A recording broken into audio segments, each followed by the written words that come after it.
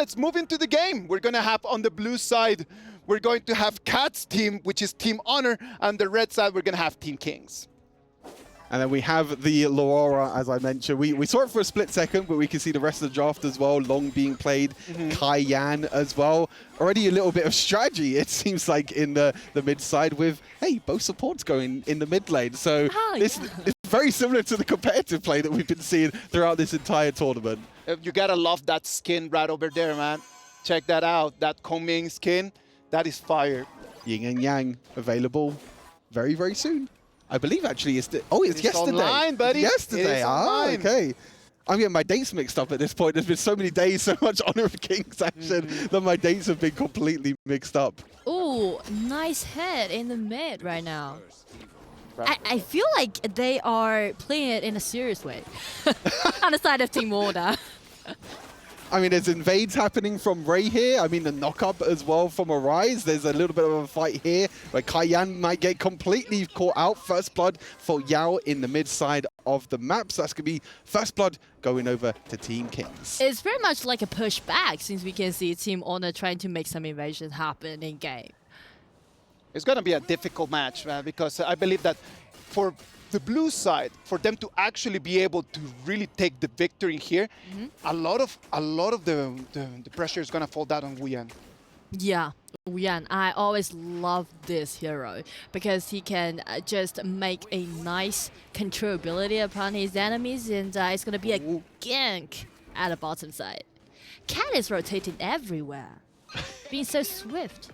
I think that there is a bit of mind games. There's a bit of pride between Cat and also King. I think that both of them want to try and win. Both of them want to try and take each other down. So I think they're probably going to be playing this a little bit more seriously than maybe what we thought. Because I think there's...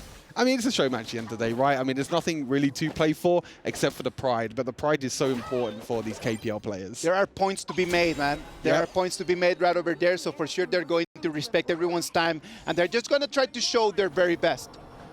Already 2 minutes and 30 seconds of the match right over here. We can see action in the mid lane. It's going to be a 4 against 2. Right now, it's going to be the red team, the one that is going to have the priority over this wave. Everyone just cleaning the wave and then make some rotation happen. And I'm really looking forward to seeing Shin play this Alien again because this is one of his signature heroes in KPL. Just wait for some items to be made. And again, Team Honor deep into the other side jungle. They're trying to play like the KPL Dream Team at this point, like just going in for invades. Like we're here for learning, man. Just go for it. Just like jump in there. I feel like maybe that's something to do with Ogren, you know? Okay. Like, it counts down Ogren every time. You reckon Cash just saying like, go, go, go, invade, go, go, go. Yeah.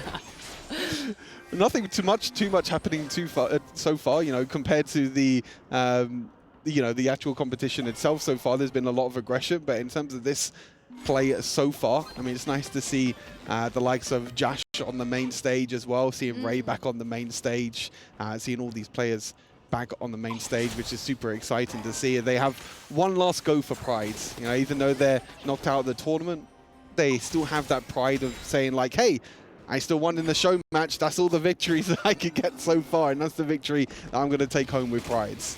It's going to be the red team, the one that is going to be forced under the turret. It's going to be Cinco, the one that's going to fall right over there, but it's going to be a one-to-one trade. Right now, it's going to have to be Josh proccing his ulti to get out of there, but it ends up to being a one-to-one trade right over here. Yeah, one-for-one trade. Oh, being able to invade as well. Oh, the two KPL players, you can see how much King wants to kill Cat there. I think that that's going to be a personal goal for both of these players. It's like, if Cat can kill King, that's the first blood. That's the 1-0 right there. We'll have to keep track of that, I think, throughout the games. If they see each other through the gorge, they're really just going to put fist up and then just start boxing. Start throwing some hands for sure. They've known each other for quite a long time, so definitely a lot of potential play can be seen from Shin. This Alien, really looking forward to seeing that. The skin as well for Elaine is so good as well. I love that skin from Alien. Use the ultimate, you can see the Esports World Cup logo as well, and I'm just like, oh, it's so cool. I mean, we might even see it here as well as looking to go in. There's the ultimate going on down, and unfortunately, that is going to be the death there for Nightmare being caught up in at the top side. Takes the tower, but hey, the rest of Team Honor are here trying to invade even more. Ray kind of trying to make use of the Ogryn, trying to play Ogryn like the Pang. They've been taking notes, man. Like, they already know that the idea of playing that Ogryn is just to invade the jungle, take control of the resources, do not let the other team build up anything, and start winning momentum. But don't you feel like it's really surprising to see Team Honor just really be in a group? Because we mentioned about the diversity, we mentioned about the communication issue, right? But every single step that they made is in a group, and right now it's going to be the other team try to make some pushback, and Abyaga again using his Yao, grab him the killing spree. ABH on the Yao. I was talking about this hero. I feel like if this hero gets ahead, if he can snowball, then he can do a lot of damage with comboing, doubling the amount of abilities that you can do with this hero, the cool effects that you have. Going to be really, really good. And now they're going to look to try and push this mid lane tower. It's a 4 versus 2 at the moment, so they do need to be a little bit careful. They are, for now, going to back off. Not going to be able to take the mid tower just yet, and flanks coming on through, but nothing happening there in mid. It is a very slow-paced game, we could say, right? Like, everyone is just kind of like trying to understand, like, the synergy. We know that is completely different. Like, there would be a professional team, that's for sure. Hey, coming in. Boom! Nice outing. And Cat jumps in, takes the kill, showing us that when you're gonna TP back home, you better just make the way by bus. Do not TP, man. I'll send you home. Just run it, man. You're never safe where Cat is around, but Cat is also going to be one that looks going to be sent home as well. Away? Oh, no. Cat's going to be one that has to go to home to base now, unfortunately. ABH trying to use the mobility of Yao to escape. Where's he going to dash? Where's he going to go? There he is, in and out in a flash. Do you guys see like how flexible and deft this hero can be, right? Yeah. And that's the thing, right? Like, when you're actually chasing after him, it might take you a little bit too much time for you to actually get him down. So that gives time for the other teammates to come in and try to find you from the back. It's so hilarious to see. So, I mean, it's great to see all these heroes that we haven't seen in the tournament, right? It actually shows so much, you know, so much of these other unique heroes, as I mentioned, like the Aurora, like the Yao as well, and the Kongming in the mid here being played by Cat. And then there's King on the other side. It's just like, yeah, I'm going to play my my signature hero. I'm going to play the Elaine, and I'm going to try my best to try and win this show match. And I'm just, you know, really scrutinizing our monitors to see whether they're talking or not. It seems like everyone's, you know, a little bit quiet. Yeah. I feel like Team Honor, since they can do really well in invasion, it's kind of like they based on some understanding that they had towards the patch. You think they scrimmed before this? I don't know. I'm certain that they actually practice together. Yeah, for sure they practice in. It's going to be a 1v3. Can Nightmare get out of this? Yes, it's going to be Kayan, the one that is going to jump in to try to save his life. Had to use a flash to get away as well. Really, really scary times there. And Ray's going to look to go in with the Ogryn. Nothing happening there, but Cat just trying to get the members of Team Kings low enough on health so he can use that ultimate to snipe away Team Kings to be able to secure the kills. But hey, so far the gold is even. There's a few kills and a few towers over the side of Team Kings and also Team Honor, but Ray right now trying to focus on this Tyrant, trying to take it down. It's so far pretty even matchup. That's it. Boom! Goodbye. Home. Oh, big smile on his face. It's like mission complete. He can actually just put the phone down right now. Like, yep, that's it, we're done. I did exactly what I needed to do. Exactly. Clocking out. Oh, it's great to see. I mean, it's great to see that the players are also having fun as well. It's great to see that, you know, as we mentioned before, you know, this game, this community is so amazing to see, like, so many different players from different regions come together as well. And even just in this tournament as well, just being able to speak to all the players, you know, we've had the time to be able to speak to the players, get to know the players a little bit more as well. Ray trying to go in again with the Ogryn. Hasn't found too much luck yet, but oh no, the Yaria, oh no. Can they get any more? Yeah, definitely they can. They force out Jinjin's ulti, and right now Lone Breakout's out to dash in and try to grab a few kills more. And right now it's gonna be Abyaga being shut down by Ray's Ogryn. A 2-0 trade that's gonna be for the Team Honor. That's gonna be an amazing momentum that they're gonna have, since right now they're gonna have priority over the Overlord. Yeah, this might be the turning point, the most exciting point of the game, since we are hitting the 10 minutes mark. Did you say APH, like the Portuguese version? Abiaga. Abiaga, yes. Ah, yes, that's yes. good. Brother, that's how our Nora works. That's good. That's good. That's talented. Damn. I did That's all my talented. homework Damn. now. Damn, that's good. I struggle with that all the time. I hear it and I'm just like, wow, how do you say that? Repeat that. Look at that. Nightmare trying to come in. He's trying to check in for the Tyrant, but he's going to have to be pushed back as he's 50% HP. Seeing he's going to take down Cat, and he takes his revenge. 1-0. There we go. I mean, Oh, and it's even going to be Go a double more. kill that he's going to have. he's going to try and kill more. Josh is going to try and go in with Long. Josh is going to be the one to try and take down Ching, and he is. But he's on the wrong side of the map now. That is not where you want to be as a Long without the ultimate as well. Maybe trying to push back, but no.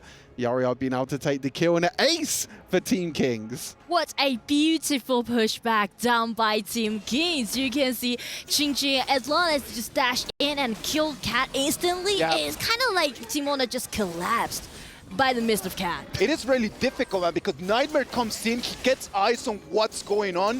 When he moves back, he's already taken away. Look at that replay brought to us by FTC Play. Yeah, I mean, Ching just focusing onto Cat there is so incredible, and you can see the survivability that Elaine has as well. In the end, is going to die, but the rest of the team, as soon as Long dives in, it's so difficult for the rest of the team to follow up, so they're just completely split in the fight, and that means that they're going to be completely caught out as well. So it's going to be Team Kings, actually, with a little bit of a goal lead now. They do have double the amount of kills, but still the goal lead is so even that it's anyone's game right now. A lot of back and forth that we can see from this game. Really had to have. And we should be more professional, I guess.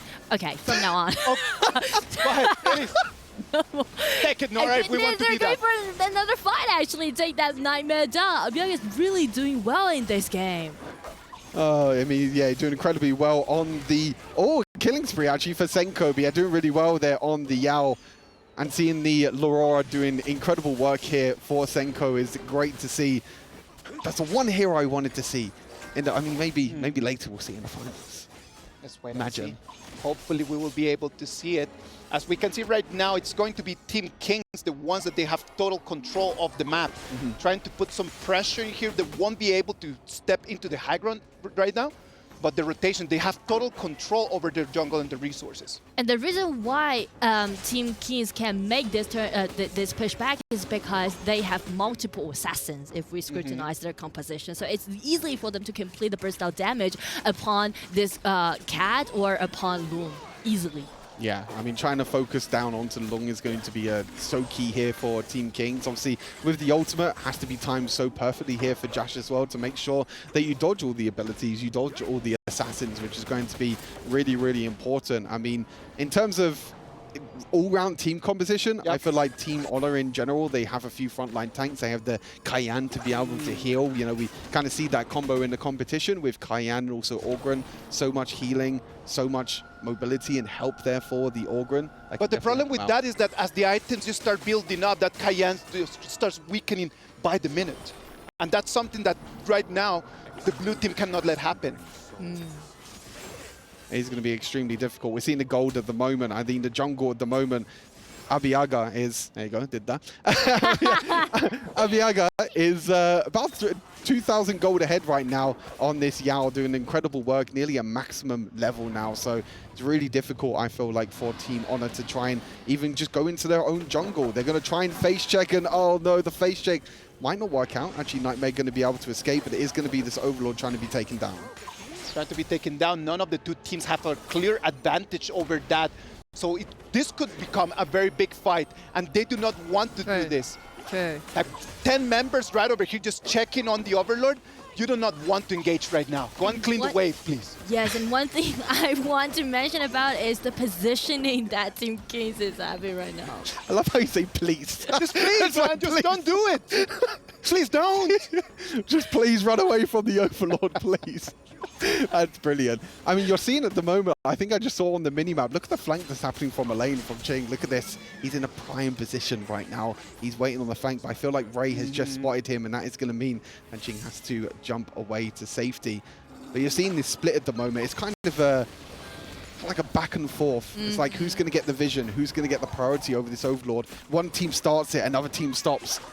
one team runs forward, another team runs back. It's so back and forth at the moment. It's anyone's game right now. It is right now a very difficult position for the blue teams. Oh, there they go. Just in a very, very bad place. And right now he's trying to flash out to the safety, but since we can see Team Owner is still chasing, they want to take this Jing down. But at the mid lane, you can see actually only got a 0-1 trade in that case. So far so good for Team Owner. Arise just jumped in there thinking that he could actually go for the kill, right? A little bit overestimating just his damage, and it did not actually work. Right now they're going to trade objectives, which actually is going to keep everything very balanced. I feel like that's pretty good for Team Kings in the end, actually. You know, being able to trade objectives, even though it was a 4 versus 5, realizing the Team Honor was the one that was going down to the Tyrant. So, I mean, that Shadow Vanguard is going to help them protect their base if needed.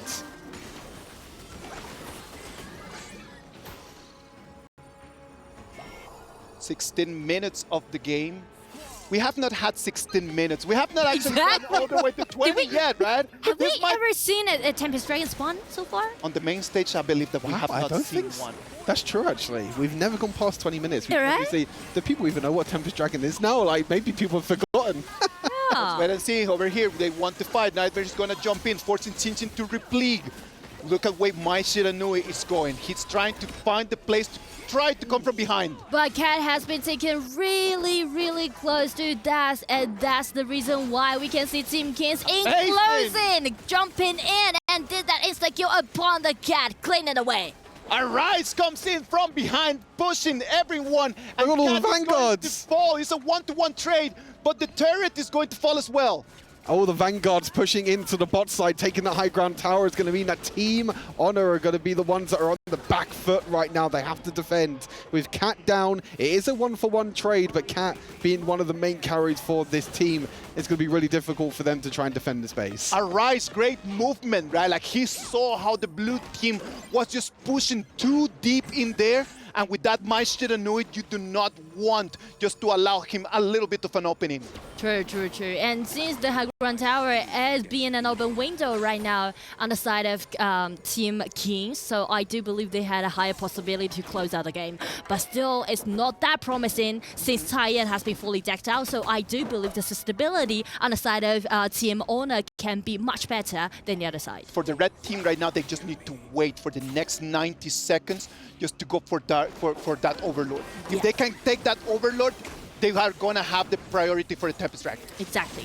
Yeah, they're going to try and push into the bot side, but we might not even get that. The invade's going to come through, and the engage is going to come through from the lane, jumping straight onto the backline. Be going so to take a lot tough. of damage, but Ray is actually the first one to be taken down, and it's going to be Team Kings, the one engaging. Going forward, it's actually going to be the resurrect there for Ching being able to get the extra revive back in, but this pressure in the bot side means that Team Honor needs to jump back and get back to base. I mean, that was so tough to deal with Ching's Lian as he just used his ulti, jumping in. He's just harassed a lot and buy a lot of time for the rest of his teammates. I feel like it's like the zone control, right? Yes, As the exactly. lane brings, like the ultimate when it comes on through, the huge, massive AoE damage that brings, it means the Team Honor have to retreat. Very bad news for them, man, because right now the priority is 30 seconds until we're going to go here from this Overlord. Nightmare is going to be found over there by ABH. It's going to be a 1 against 3. It's going to be a 1 against 4. It's going to be Nightmare going back home. Back home, back to base, unfortunately. That does mean we have 15 seconds until it spawns. That means we're going to be potentially seeing the next objectives going over to Team Kings. And we only got 1 minute left to see the Tempest Dragon spawn. Finally. The first Tempest Dragon ever be on the stage. The Tempest Dragon had already just done just the luggage and just prepared the suitcase and prepared to just head back home. I mean, like, to And they be actually honest, forced him to come out and do some extra work. Now, hold up, let's cancel your flight. You're coming back with us, dragging it back to the gorge. Cancel the flight, we're going back. yeah, like, to be honest, we thought that we may see like some new heroes, some unique heroes, but we never thought about seeing a Tempest Dragon spawn in this show match. You know what we need right now? You don't be perfect, just to zoom in on the Tempest Dragon and just like an actual Good effect idea. of like the Tempest Dragon spawn in as like, hey guys, I'm back. You forgot about me? Here I am.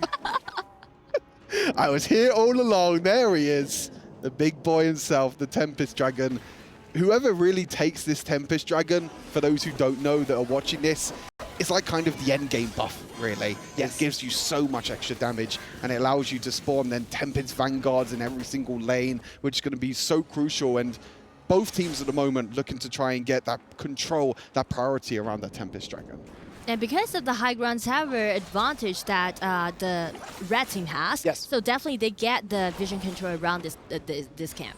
Just bad news for them is that the Tempest Dragon actually spawned over here very close to the Yes. farm lane. Yes, If it yes. would have spawned on the other side of the map, that would have given them completely a free dragon for sure. I totally agree with you. I mean, it is like a 50-50 of where the Tempest Dragon will spawn, but as you mentioned, if it's in the top side, that means that you have that pressure in the bot side. Someone has to go and defend, but it's actually quite okay now for Team Honor to be able to defend the bot side and also keep track of that Tempest Dragon. And for the sake of doing that, actually Qing will rotate to the top frequently and try to make them have the winning lane on the top. Let's wait and see. They want to start this. They're just going to put it out, luring the dragon a little bit out there. Ray got eyes on what's going on, just transmitted that information, 50%. Ray's going to try to jump in. They're Can ready he for take it? that? It's not going to happen because Josh is going to take first and rise down. ABH is take controlling of the Tempest Dragon. He already got the killing spree, and the rest of the teammates just follow up with him. But Tai and Breakhouse ulti and try to bring his enemies back. But right now, you can see Alian chasing them down. 1 versus 2 again. It's gonna be Qing being super unstoppable. He's making his name in game. Cat is the last hope that they have just to keep this game alive, but the super minions are already The Winions are going to end the game. They might not even need the Winions in the end. They're hitting each other. Everyone on hitting Team each other. Honor is down, and Team Kings win.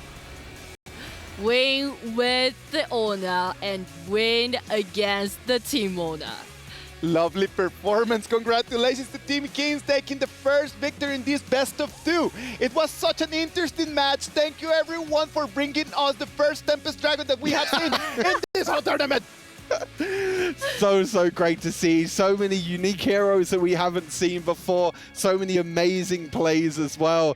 Again, we thought, we didn't really know what to expect from this, but it was such a fun game to watch. And like you said, still got 1 to go. I like it. I do like it because we see so many things in one single match. So I am really just looking forward to seeing the next one. Yeah, the next one's going to be super exciting. What heroes are we going to get? Are we going to get another Tempest Dragon? Back-to-back Tempest Dragon? Maybe. Is it possible? Back-to-back? Think? That would be really nice, man. I'd love that. Yeah, why not, man? Let's just keep Let's bringing go. all the Tempest Dragons here, man. Like, what about if we do this, man? Like, what about if we just really calm down a little bit and then just try to analyze this game? But first, before we start analyzing, let us get an interview over there on the stage. Let's check on the stage right now and see who do we have over there.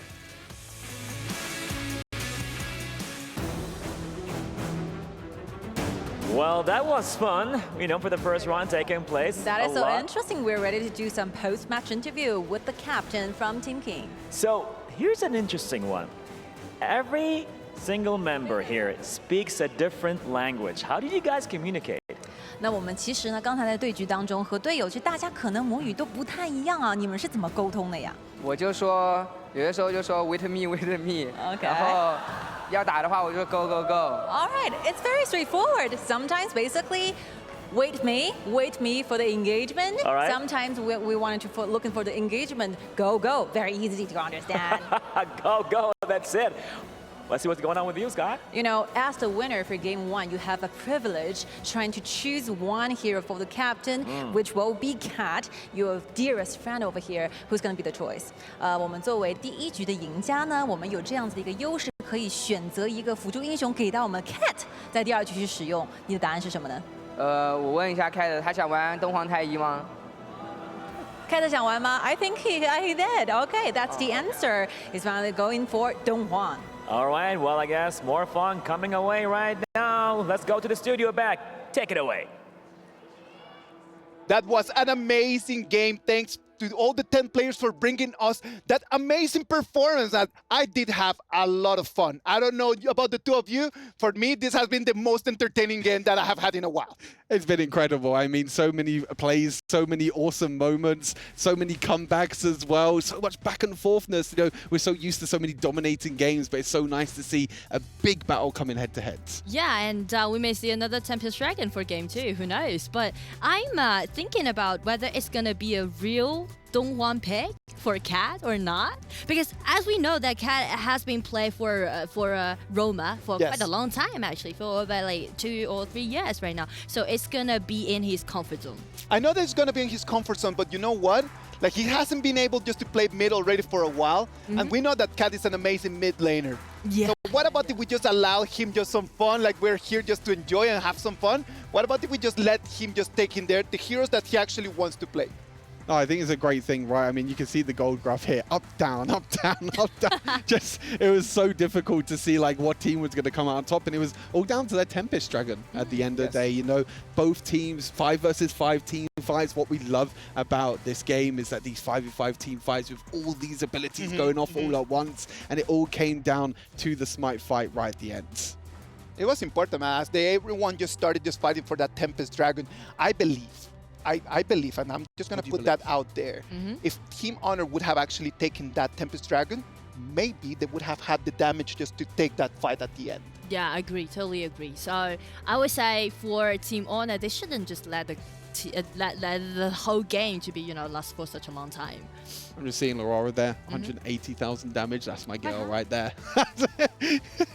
180,000, man. Those numbers are crazy. We should get that hero for the finals for sure. Oh, I would love to see it. I would absolutely love to see it. But yeah, we're going to check out the highlights as well. We're going to see this super back and forth game. And it was kind of Team Honor at the start, really looking for the invade, trying to go in, trying to play super aggressive. But this was the the solo kill there by Cat onto his KPL partner. I thought that he was able just to get out of that one, but it's a 3v1 over there on the crash lane. No way that he was going to win. I thought so, man. I wanted to believe. Sometimes you got to believe, but sometimes the belief gets shattered. That is totally true, man. Like, Ray did an amazing game as well.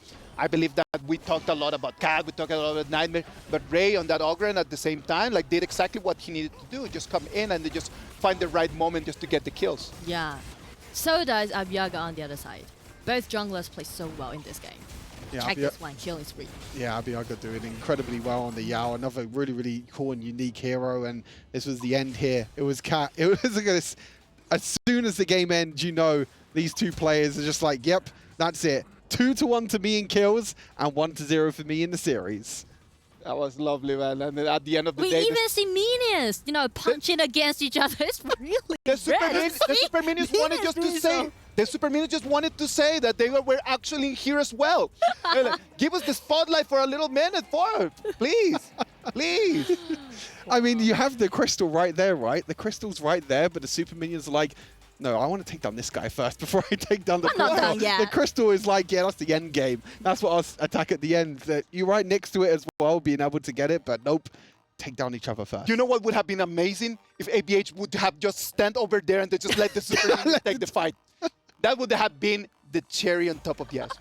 That would have been so good, just like the minions end in the end. I mean, it was close, to be fair. If the other minions didn't spawn in, it would have been a victory for the minions. Yeah. Well, it's a best of 2. Right now, we're going to move into the second game. Some heroes, some strats. Like, we already saw that, as Chinsin said, it is all about communication. As long as you can say, wait for me, everyone is going to be fine. So, what do you think is going to change? Is everything going to stay the same? I don't think so. And actually, I heard some news about the thing that they may go for like 10 all supports to play for the second game. Okay. But I'm not sure. You know, it's maybe some rumors, but it's just like they said so. You have some insight. Yeah, you know. Sneaky Nora now with the insight. I don't know how valuable those insights are right over there. You know what? What about if we just move to the first, before we move to the game 2, let's talk about the first game MVP. Is going to be Qing with that Elaine.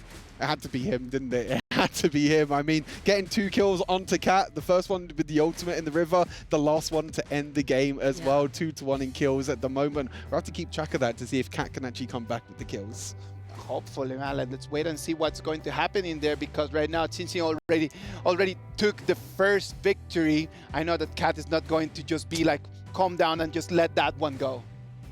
I mean, the Cat is a very competitive player. You know, wherever he plays, whatever role he plays as well, he's a very competitive player. He's always the one that wants to win. He has so many championships as well in his pocket, and he's like, hey, I just want one more win. Give me this showdown win as well. Give me one win in this game.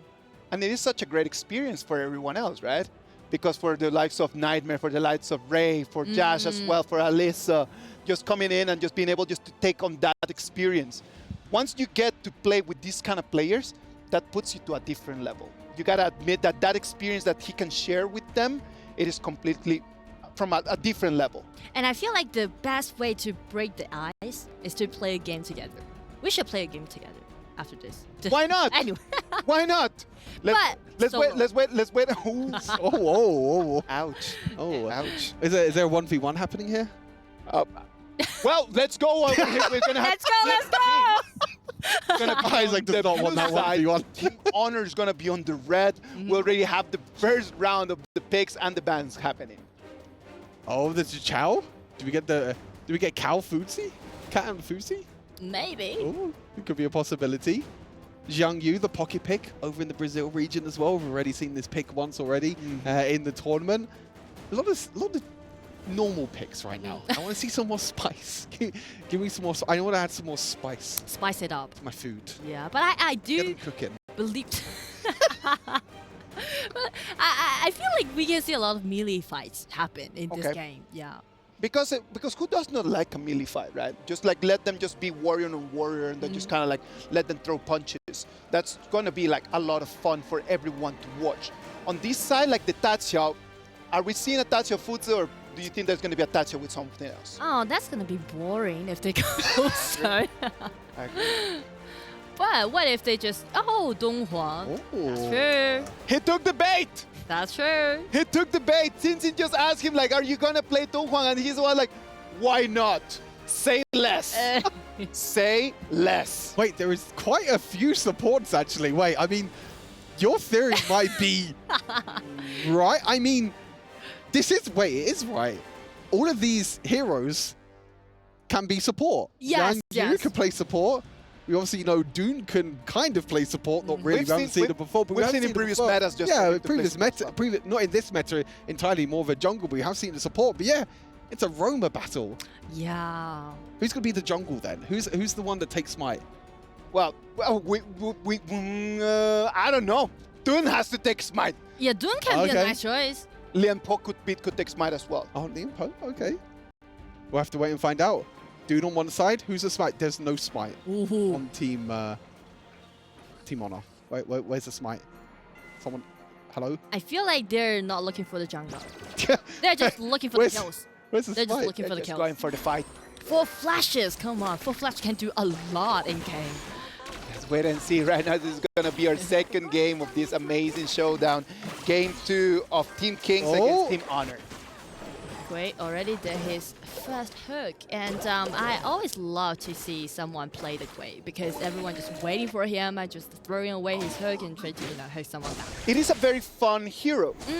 We do not get to see him a lot in the professional stage because you need to be extremely accurate. Yes. And if you miss the hook, then you've got nothing else over there for you to actually be part of the game. This is kind of the difference, right? Because we see a lot of Mozi, and Mozi is kind of the same where you have to hit skill shots, but because the skill shot is so much wider and it's so much easier to hit, that's why Mozi's picked a lot more. But I hate playing against the hooks. I can never dodge the hooks.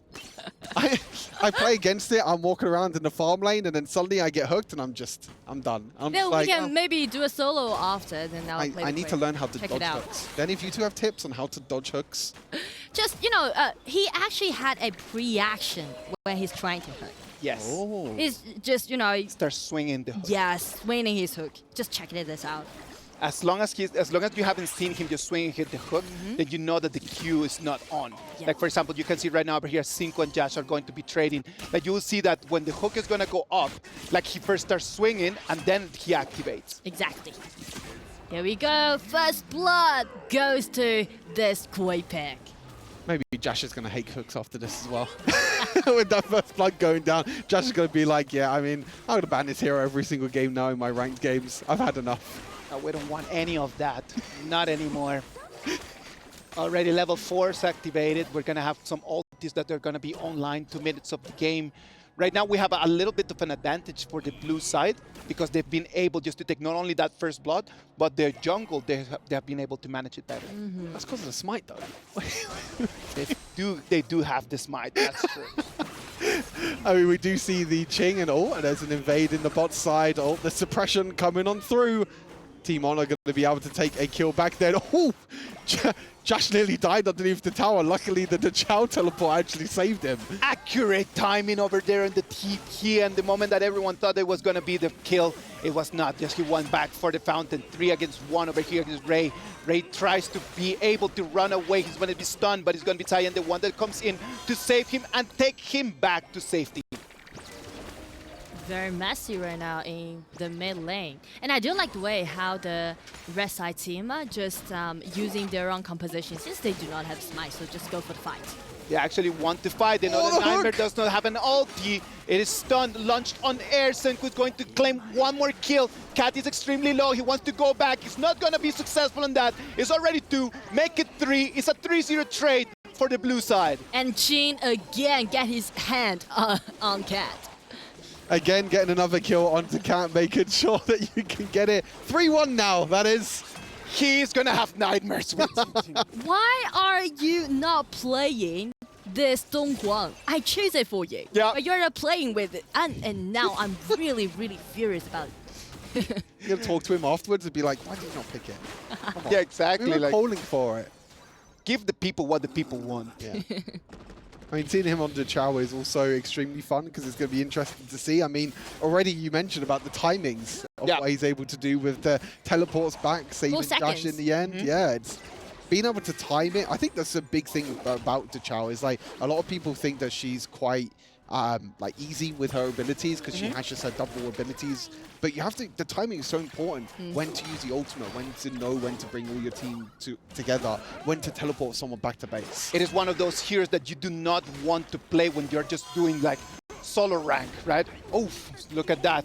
ABH just coming in. As we were talking about Tatsia coming in and taking one more kill. Right now it's going to be the blue team, the one that they're going to force them under the turret to defend.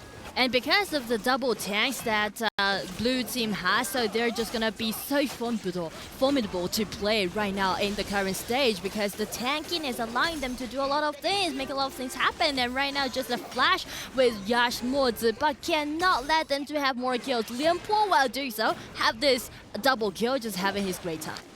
This does not look good for Team Honor, does it? This does not look good. The whole of the jungle is getting taken away time and time again. The smite not coming on through. I mean, I guess they don't really have a jungler, do they, really? But, I mean, yes, exactly. In terms of the draft, Team Kings has done a pretty good job. They have the support, but they have the Dune that can play jungle. They have the Lianplo that can play in the Clash lane.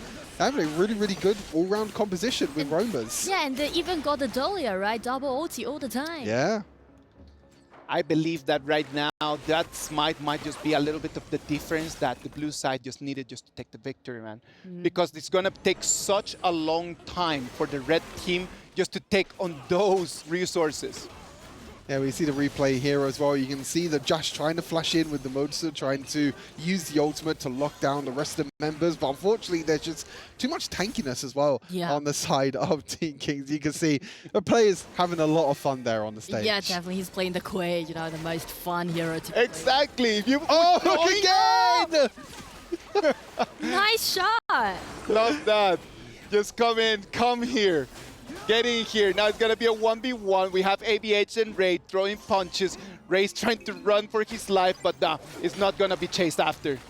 And it's going to be Chin play with this Duen, outie in. Nice lock and nice knockup come up with this Lianpo Yash alone being in such a chaotic engagement. There's no way for him to get out. No way for them to do. Senku, as you could see, just waiting for Cat to get into the TP tunnel. He's not going to allow that, and the turret is going to fall. Tier 1 tower in the mid lane's going to fall. I feel like when Senku goes back to his teammates over on Kagendra, he's going to be like, hey guys, I got a new strategy. I got a new strat. Quay mid. Boys, hear me out. I'm enlightened by this show match. Hear me out for sure. Look at that one more time. Ray's been taking extremely low. Cayenne comes in, trying to get him back. He's going to be able to run, but it's not going to be Josh, the one that's going to be yoinked back. He flashes his way out of there, but it's going to be ABH, the one that comes and claims the kill. I like the way how they just complete the combo, the double knock up, and another hook. Again, hooking back. It's going to be Nightmare suffered from this hooker. Senku's just piling points to take the MVP of this game. Yeah. He wants the MVP, doesn't he? At least one MVP for this game. Doing an incredible job. Might not be getting the kills, but it's setting up so much plays. Look at Ching right now as well. Every single time Arise is giving the ultimate back to Ching, another hook hits. Does this guy miss? Wow. This guy completely understood the assignment. Yeah. The assignment was come and entertain us, and we are very entertained. He was just like, it's really in his confidence. Yes, I feel like exactly. he's not good at playing this way, but kind of, it might be his future signature hero anyway. Look at that. The accuracy that he's got. Chow ultimate comes in. Is anyone going to come and save? No. Cat's actually going to go back to base and come back to the 5, but there's not going to be enough damage there, unfortunately. As you can see, the player cams there in the bottom left-hand corner. Everyone's smiling. Everyone having a lot of fun as well. Even if it is a 6,000 gold lead right now for Team Kings. Both teams having a lot of fun, trying to make sure that they can get some kills on the boards. Totally right about that, man. Like, look at that already. We're going to make it to the 9 minutes mark. It does look like the Team Blue is going to take the victory because it's just that Tun and Lianpo.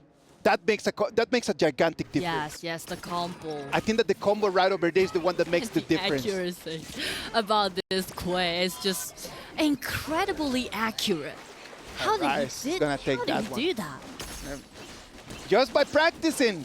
I'm telling you, man, I'm just telling all the fans over there, all the people, all the viewers that are watching our stream, get online and go and play. After you finish watching the games, just get in there and just stretch your fingers and get yourself out. Practice makes perfect, or as Kin says, L means learning. L means learning. Thank you very much, Kin.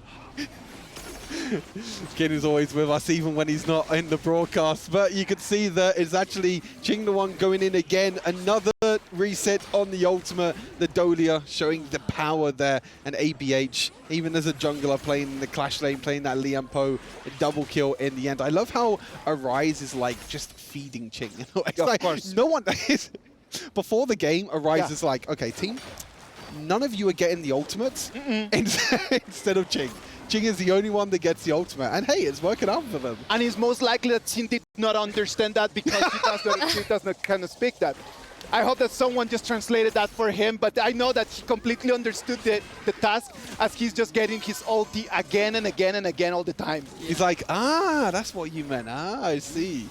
But to be honest, that's the best thing that why I love Dolia so much, because whenever I play this Dolia, I feel like I'm the queen of the team. Yes, because Everyone just begging me to you get to decide people's fate. You get to decide people's fate with that. Yeah. Sorry, Josh. So Sorry. frustrated. Sorry, not sorry. Sorry about that, man. Look at that. The yoink comes in. Nightmare's being pushed back. So 1 against 2, he's going to fall. Right now, they've got the power play, and they do have minions to take this turret down. I don't think they're going to have nightmares about Ching after this. They're just going to have nightmares about Quinn. Another time and time The again. Quay is going to appear at his nightmare. Yep. Exactly. Quay's going to hook in the nightmares. And then He just gonna does be, not miss! He does not miss! That's crazy. If you're watching this and you need a support, sign this boy. Sign him right now. He is accurate. He even stole away the blue buff. He stole away. Love that guy. It's like, Ching, this is not yours. I need the mana. I need more hooks. I need to Yes, land I more need a hooks. cooldown. We might need a hook hit percentage in this game. How many hooks were hit and how many hooks were landed? Because honestly, I feel like he's like 80% at least hit rate. We gonna be need over. to do the math. He's literally like around 80%, man. We should do the maths after this. Write it down. But yeah, Team Kings right now completely dominating in kills, completely dominating in map control as well. We just have to wait. Just wait 8 more minutes. I want to see the Tempest Dragon. I already miss it. I think that they cannot stall that much, man. Like this This overload right over here is going to dictate the end of this game, as there's no way for the red team to clean the wave. Like for them cleaning wave just depends on Cat.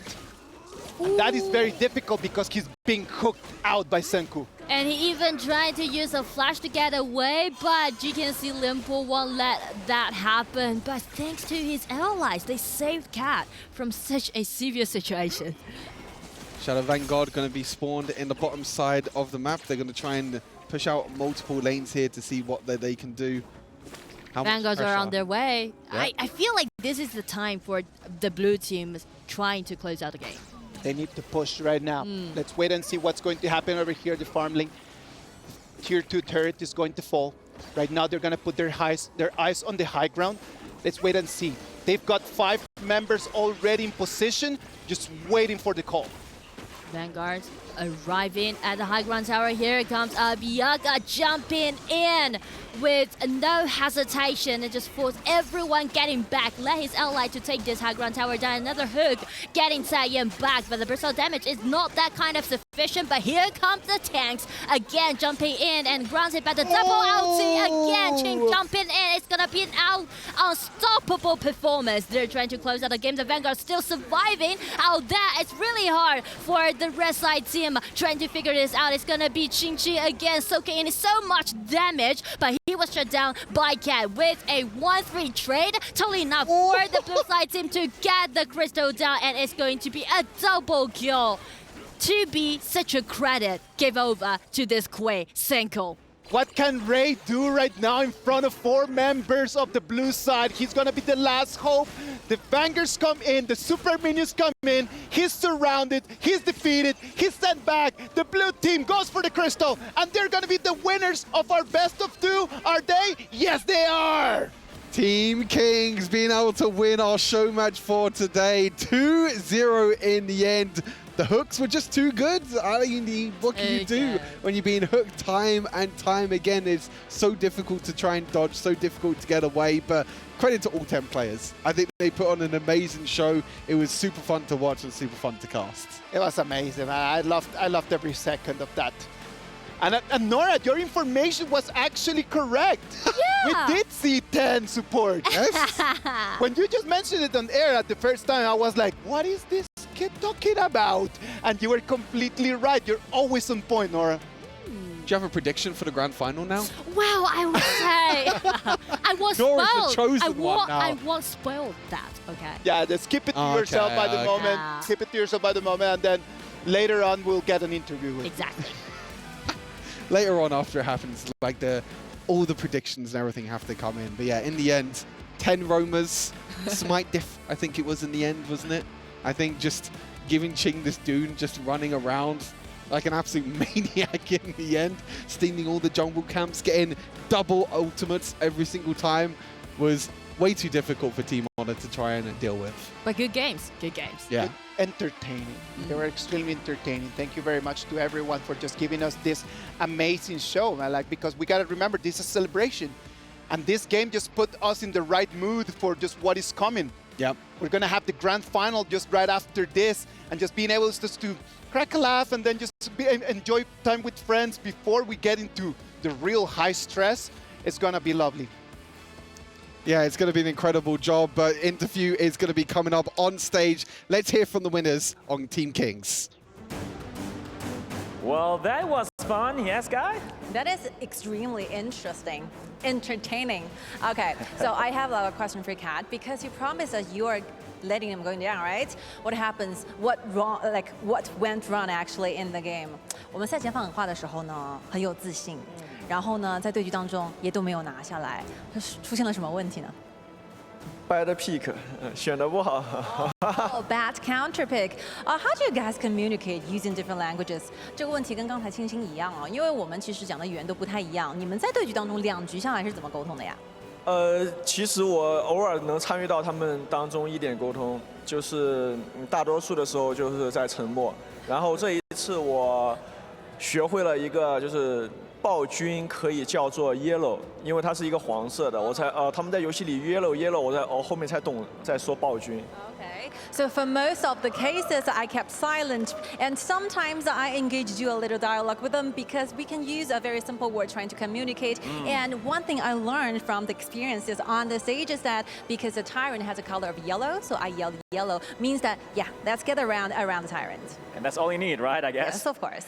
Now, with the Ching Ching? winner, he said you're going to go down, but actually you went up. You won. So what was your advantage? 来，晶晶呢这2场的这个表演赛打得非常漂亮，都获胜了。你觉得你们获胜的关键是什么呢？就是我觉得我们感觉打得很团结吧，我看他们打的。 We work as a team, we work with perfect unity together. Perfect unity. Well, congratulations for the fun show match. And now, ladies and gentlemen, we're going to head it over to the studio. Let's go. Welcome back. Thank you very much to them. It was an amazing performance, best of 2. It was really, really, really nice. I had a good time. Same. Yeah, it was extremely fun. I mean, we got to see some heroes that we haven't seen in the main tournament so far. HoK's being hit left, right, and center. It was absolutely incredible match to watch. It was really nice, and right now we're going to start moving into the grand final. The grand final is going to have LGD Gaming against KPL Dream Team.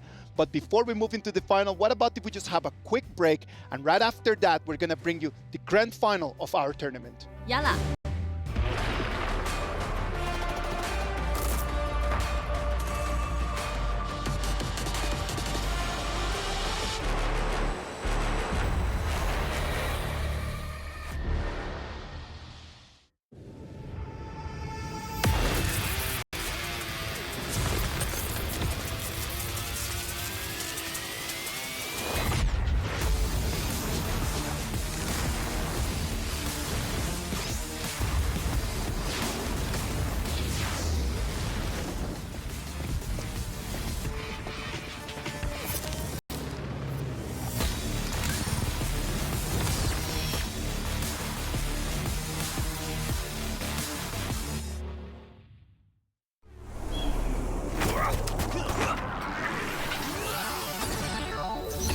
Ready, set, go.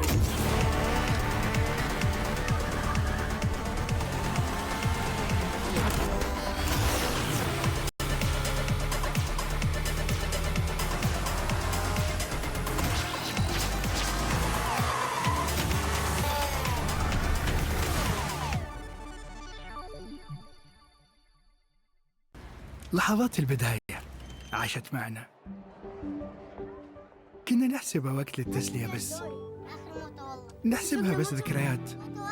عبود أعطي أختك اليد يا ولد. ابتكرنا فيها ابتكارات، وإذا بغينا قلبناها خرافات. كنا نحسبها بس لمة وصحبة وسهرات. انتبه نو ترى نو. لكن كنا نشوف عالم ما حد يشوفه. ليت يشغل وقته بشيء يفيده. الله عليك على اليد. عالم كبر وعاش فينا. عالم الحماس فيه يوصلك كل مرة لحلم أصعب، بس ما يصعب عليك. بارد معك وين ما تروح.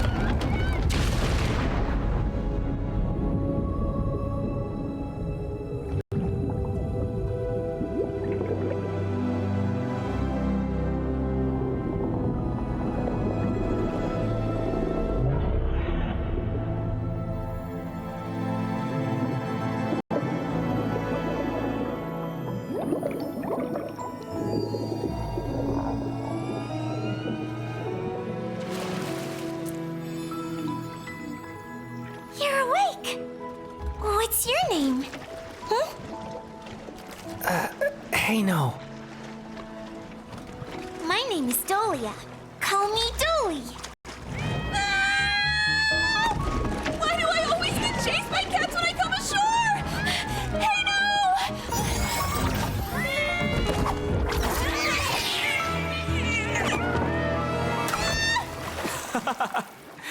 You're a high priestess of the merfolk clan, and you're still afraid of cats?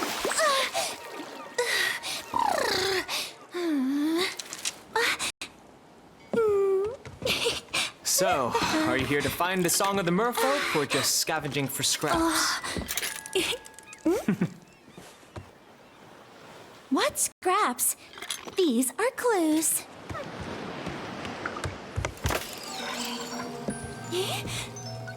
Why can't I find it?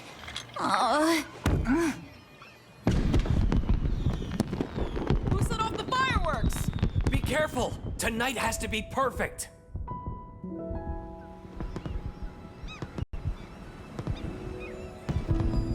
Wow, it's so beautiful. Let's go watch the fireworks tonight. Well? As long as you don't wander off. I connected your conch to my threads of fate, so I can find you even if you get lost.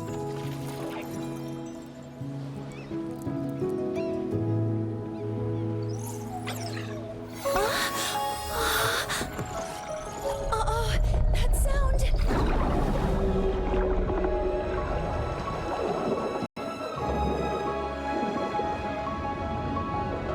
The Abyssal Beast? Yes, the pollution has caused its awakening. But I haven't found my song yet. Is there no other way to stop it? Only the emotional memories in the Song of the Merfolk can soothe the beast. But I've looked everywhere, and I haven't found a single note.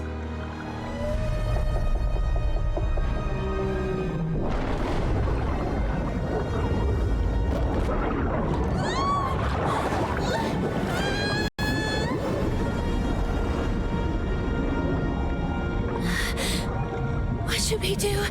We're out of time. We've got a crisis on our hands.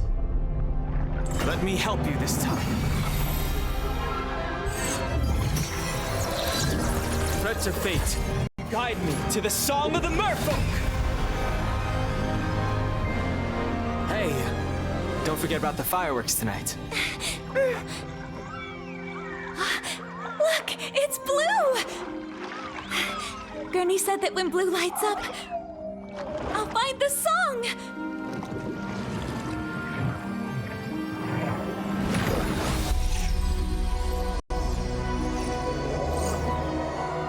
Hey, no, where are we? The threads of fate have taken us to another dimension of time and space. We might find the answers we seek.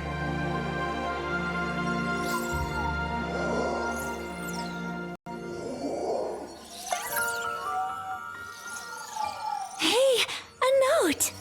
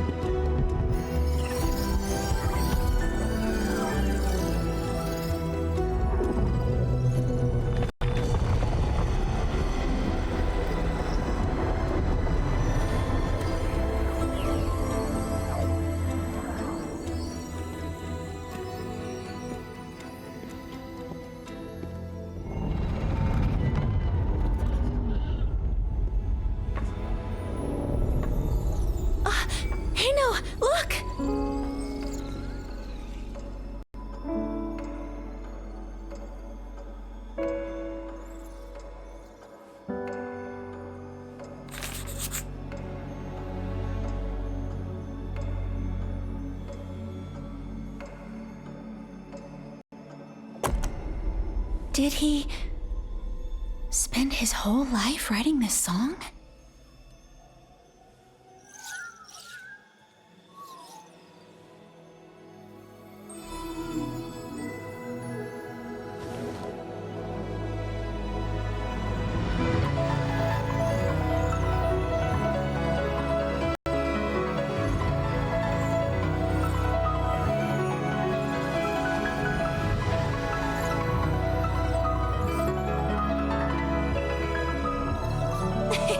The Song of the Merfolk!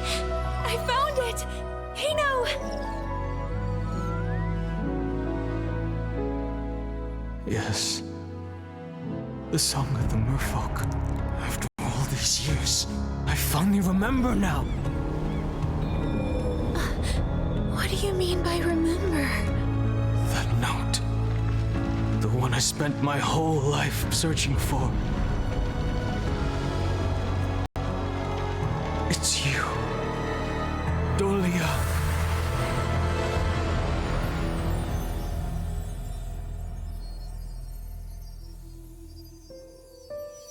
Leave him alone! Help me! Don't be afraid. I'll teach you how to swim. This is for you. When it lights up, I'll be there for you. Help! You can't stop chasing me! Hey! Get away from her! La la la la. La la la la. For our people, it symbolizes being together forever. Let's go watch the fireworks tonight! I never thought that. The price of calming the beast would be giving up our most precious memories. Hino, that man. Was that you? If I sing the Song of the Merfolk, Then our memories of each other will be lost. then I won't sing it! Hino, I don't want to forget you!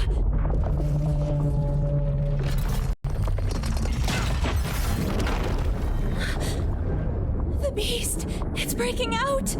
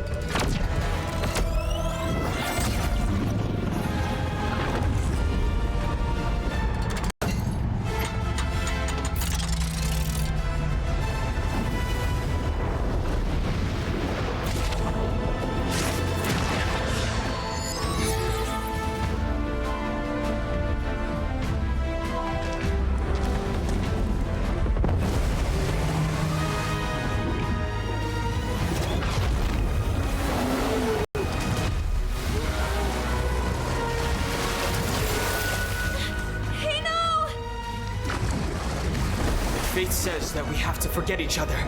Then I won't do it!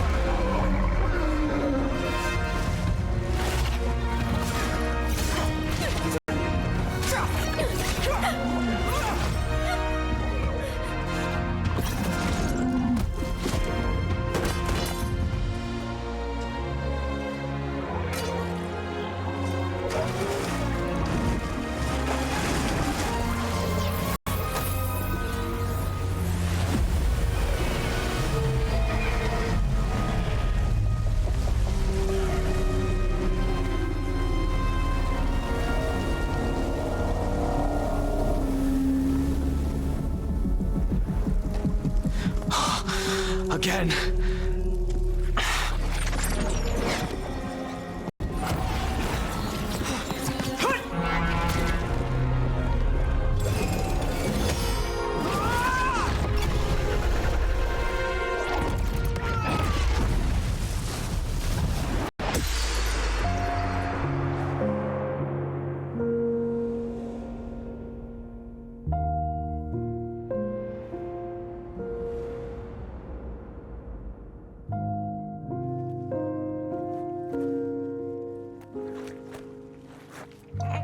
Is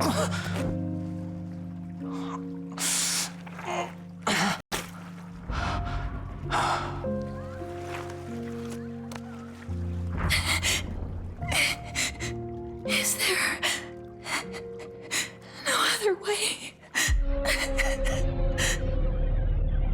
There just has to be another way.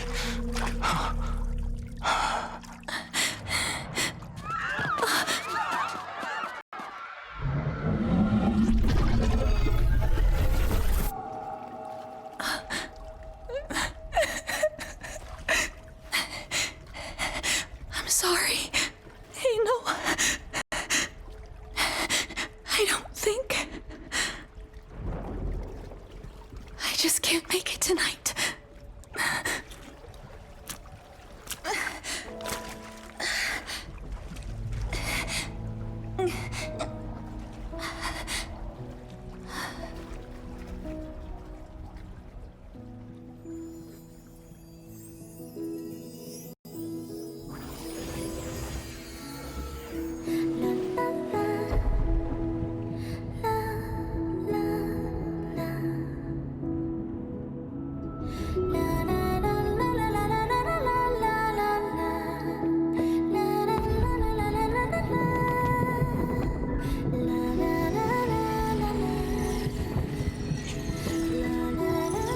The fireworks.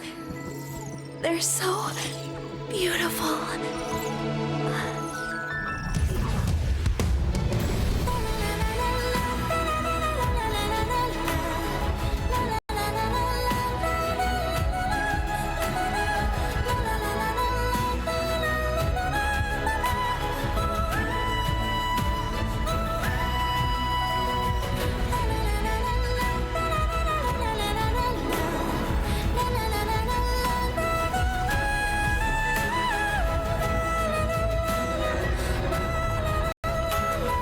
Dolly, no!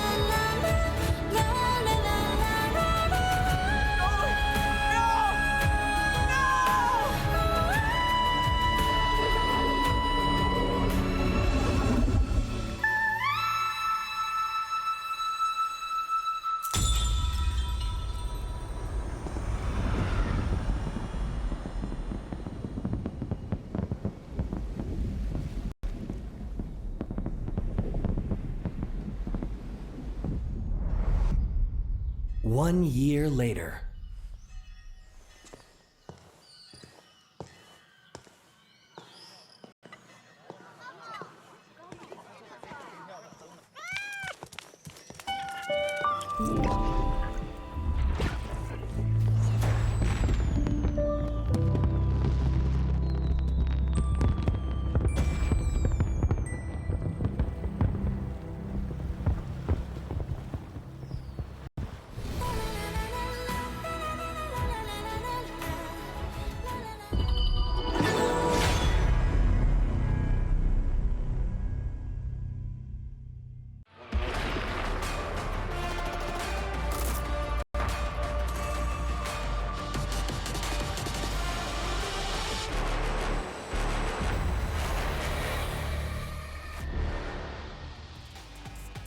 The championship in-game mode kicked off yesterday. Join us to unlock the brand new Wuyan skin for free. Immerse yourself in the battle for your region and claim the glory of a champion. And you know what? Speaking of championships, we've got one coming up for you right now. Stay tuned. Welcome everyone. This year, we have an exhilarating journey with a series of international events. In March, we held the Honor of Kings Invitational S1 in Turkey, followed by the Honor of Kings Invitational S2 in Malaysia in July. Now, we are about to commence the grand final of the Honor of Kings Invitational Midseason here in Saudi Arabia. As we wrap up this season, let's turn our attention to the most prestigious event of the year, the 2024 Honor of Kings Championship. In October 2024, Honor of Kings Championship will be held in Indonesia, promising an unforgettable showdown. Witness 16 top teams from around the globe, including Indonesia, the Philippines, Malaysia, Myanmar, Turkey, Brazil, the Middle East, North Africa, America, Europe, the Pacific, and beyond. Competitors will battle it out for a 1 million USD prize pool. Expect intense matches, jaw-dropping surprises, and special mystery guest event on the final day. We are set to experience unparalleled excitement and competition as the very best teams give it their all to be crowned champion. We hope everyone can fully enjoy the thrilling events in 2024 and support your favorite teams and players. Stay tuned for more updates.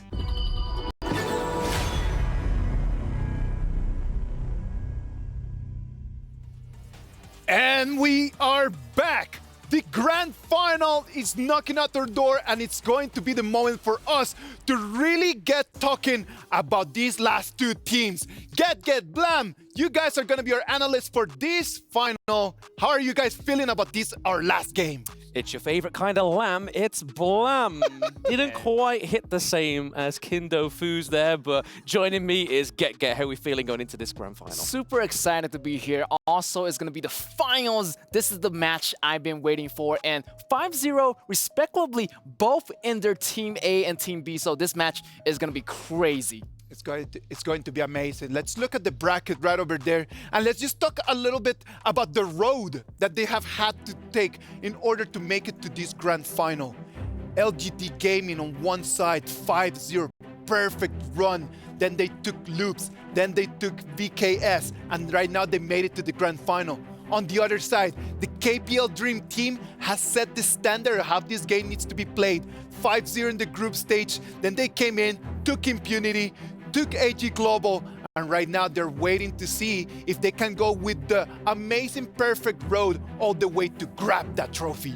Absolutely. I mean, LGD Gaming in the Season 2 Invitational managed to beat Loops, beat them again in the Mid-Season Invitational, and even took the first seed of the Brazilian region as well in this tournament, and it's been flawless. That's right. On the other side, on the KPL Dream Team, they've been doing so well, having a perfect run as well. So going up against LGD Gaming, that's going to be a heavy contender. Also, they're pretty much ready for this. Yes. Yeah. We flew all the way here to Riyadh.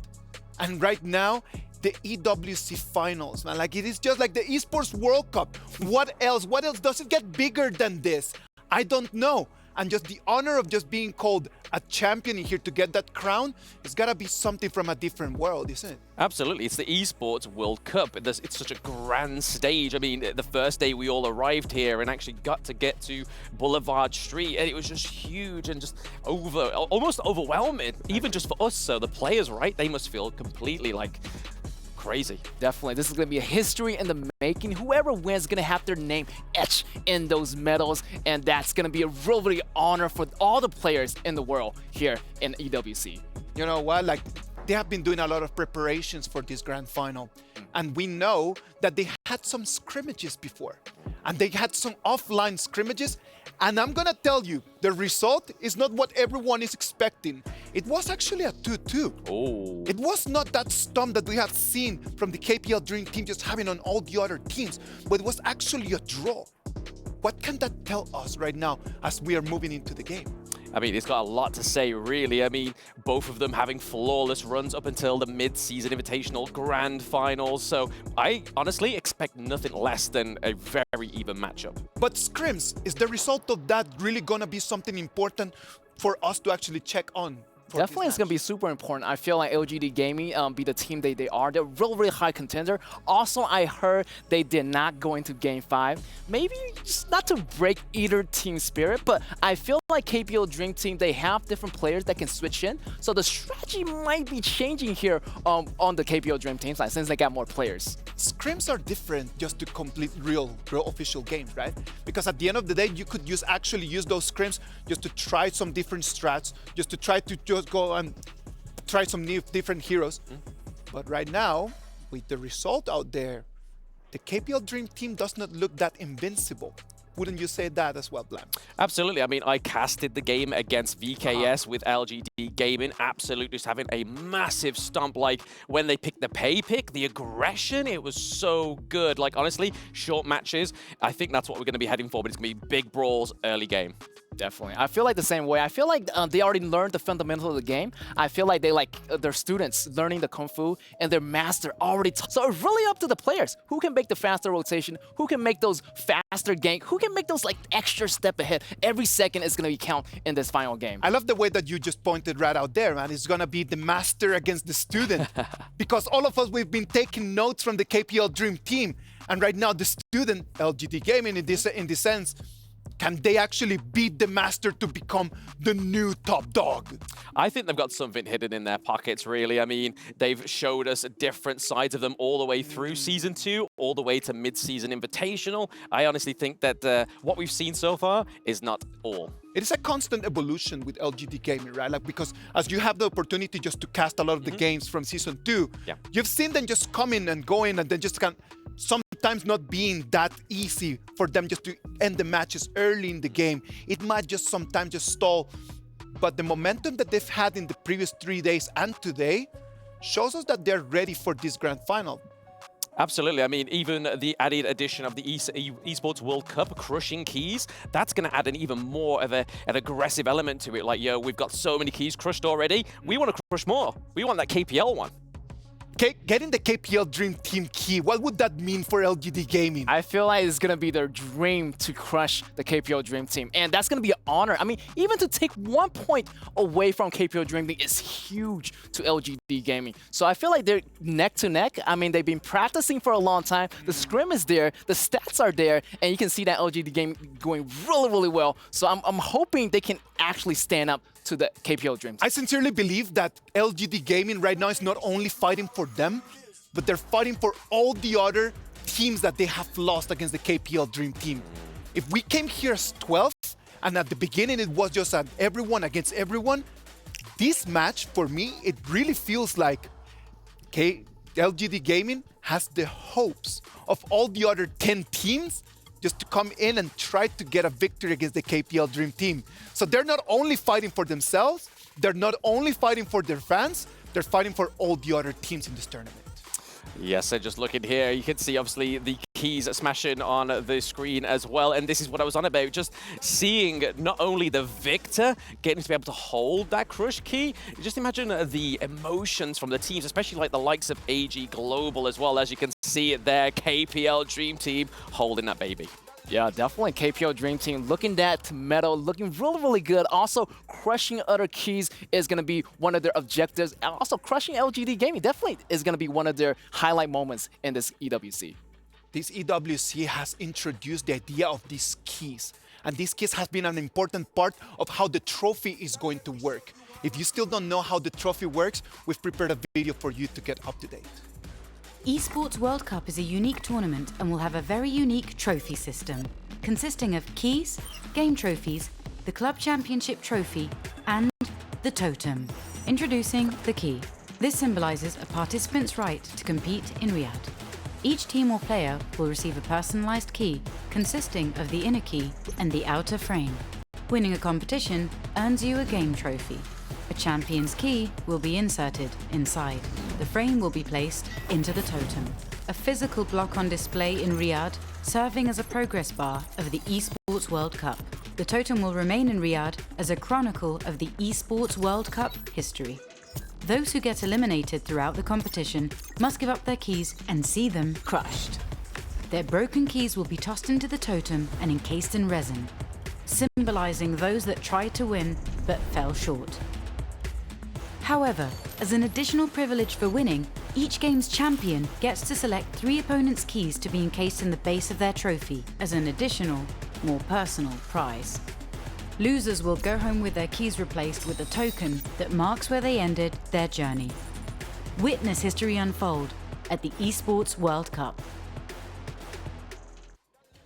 We started with 12 keys, and right now we're down to the last 2.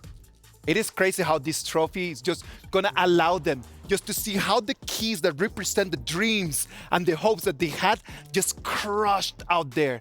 And not only that, the champion team can choose 3 keys just to put there on their trophy, just in case in there. So not only it came, they won, they destroyed the key, they can actually take it with them home. Yes, I mean, there's 2 realities, right? LGD Gaming win and actually use the KPL Dream Team's one as in their base of their own trophy, or they leave it in that totem that's there for history, for a reminder of those to come, like, hey, we beat the KPL Dream Team. All right, let's imagine that you guys are the coaches and you need to choose 3 of them. So can we agree on that one of them is going to be whoever that loses this yes, final? Correct. Agree on that one, yeah? Who would you choose as the other 2? Ooh, I would have to go personally with Weibo Gaming and Team Secret, because Team Secret and Weibo Gaming and LGD Gaming are from the same region. So putting that under the trophy of KPL Dream Team, that would be a splendid icing on the cake that just shows total dominance over that region. All right, imaginary LGD Gaming coach Blam, who would you choose? I think I'd have to go with the KPL Dream Team. I'd have to go with the Vivo Keystars of the Brazilian region, and then go for something maybe like, I don't know, something from the European region to say, hey, look, I've got all regions, we beat you all. Time to step up. Just to show everyone that is your control over the globe, right? Yeah. Just like internationally, I am the best of the best. And that is what this trophy is going to mean. That's why the keys are so important. We just put them right over there and then just control.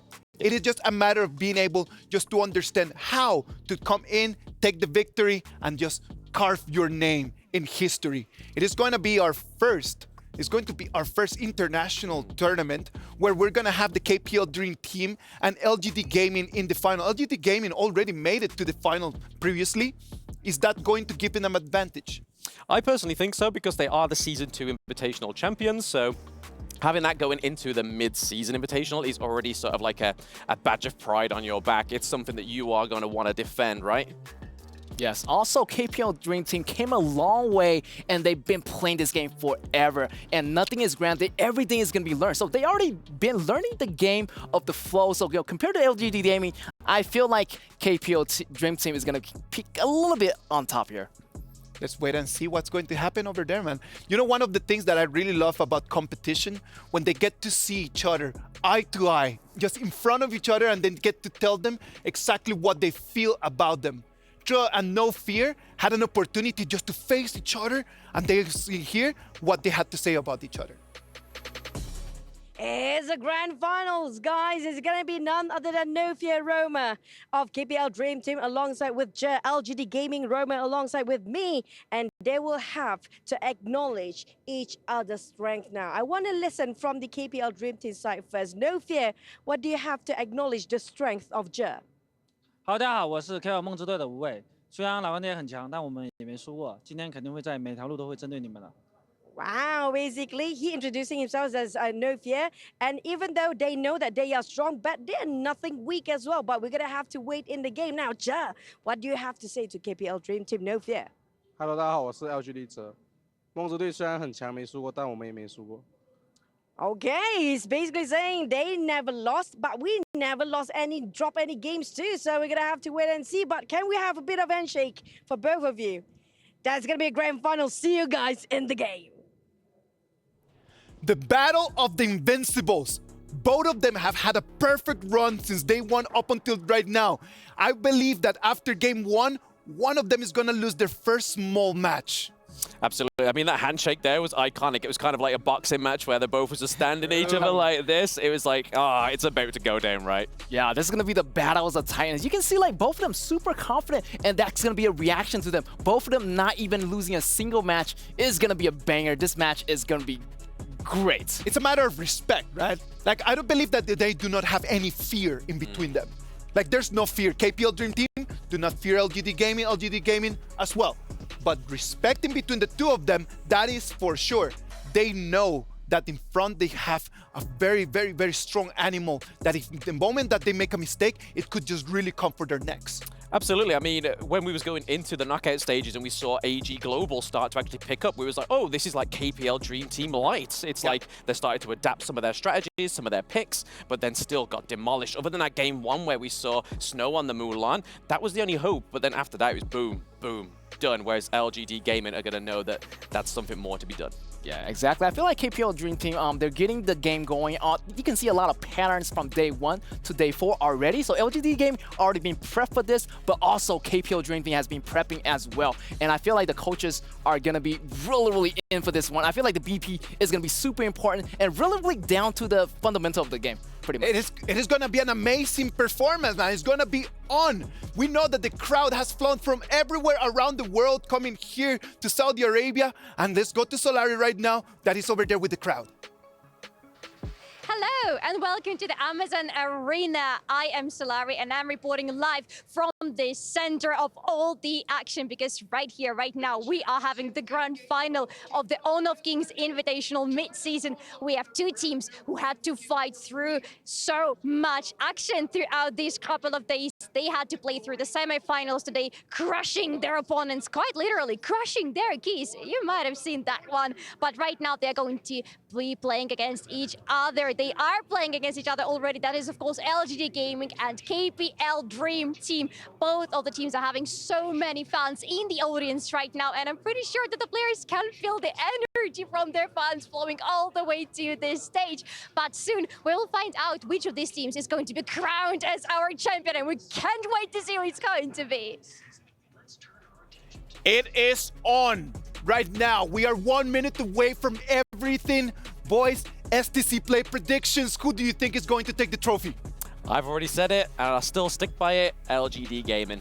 For me, KPL Dream Team all the way, and they've been showing everyone who's the final boss, and this is going to be the day to show it.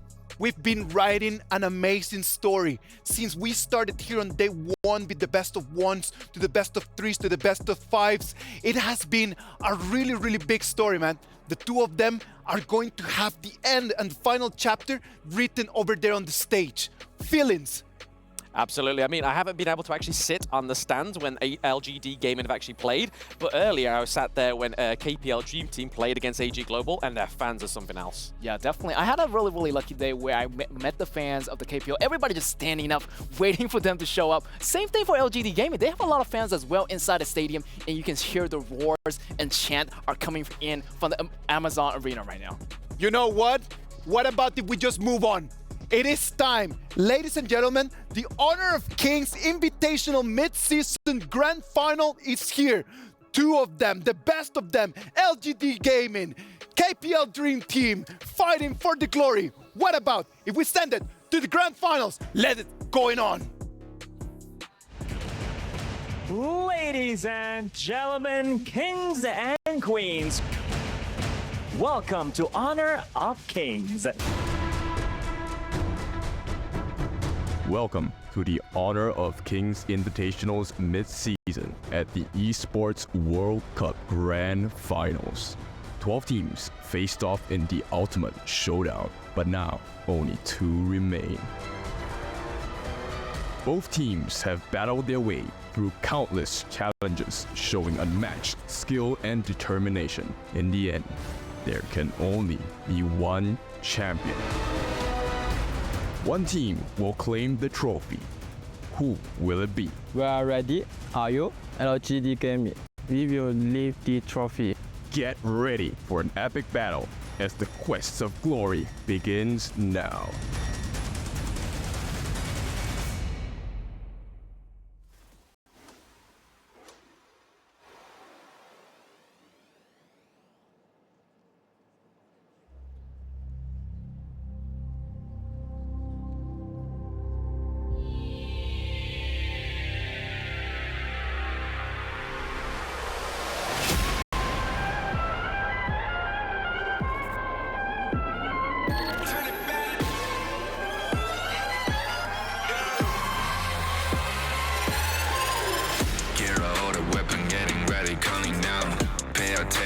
Challenge, tell me where you from. Gotta be tough, gotta be strong, gotta be savage like animal. Every time you tryna push me down. Look at me, I'm invincible. Just let him know I can show you all the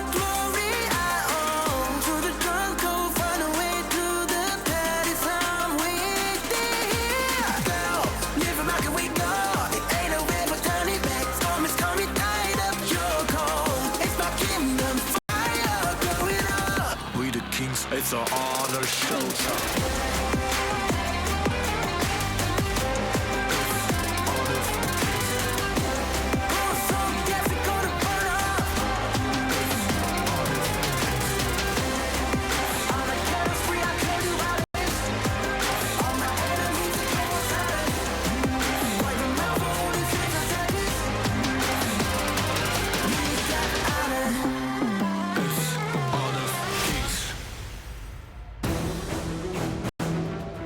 And this is it, ladies and gentlemen. The moment we've been waiting for, the ultimate showdown right here for the honor of King's Invitational Midseason for the Grand Finals. As we're gonna have our warriors right here battling out on their own guards here at the Amazon Arena. Sky, the honor is all yours. Let's go. How you feeling right now? I'm overly excited. I am hyped. I am excited. Is everybody ready? Are you ready for this? I believe here we go. We're now standing at the very historic moment of esports because only 2 teams out of the 12 top teams across the globe are here, standing right now, fighting for the final glory. You got that right. So, ladies and gentlemen, viewers around the world, we are ready right now for the Grand Finals. And now calling in the first team. Let's hear for LGD Gaming!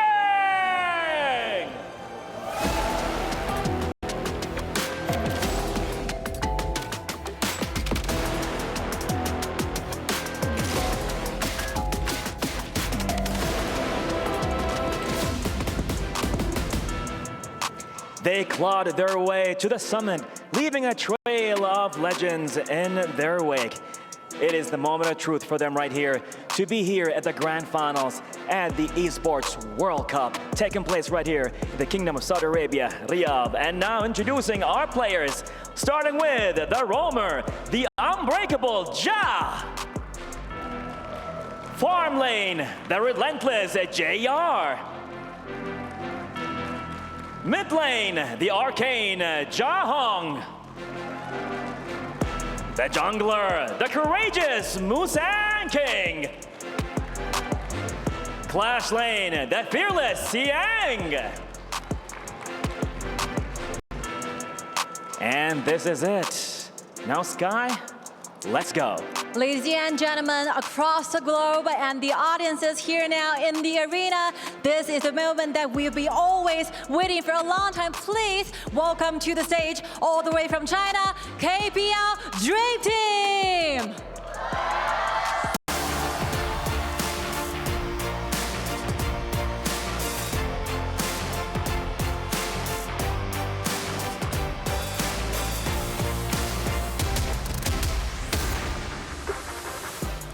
It's so clear that the KPL Dream Team is not going back without the trophy taken back to China, and I believe they are more than ready to do things in the battlefield right now. Create new stories, destroy the opponent. Let's welcome our roamer, No Fear. Farm lane, Yido. Mid lane, Roam. Jungle, Pain. Clash lane, Fly.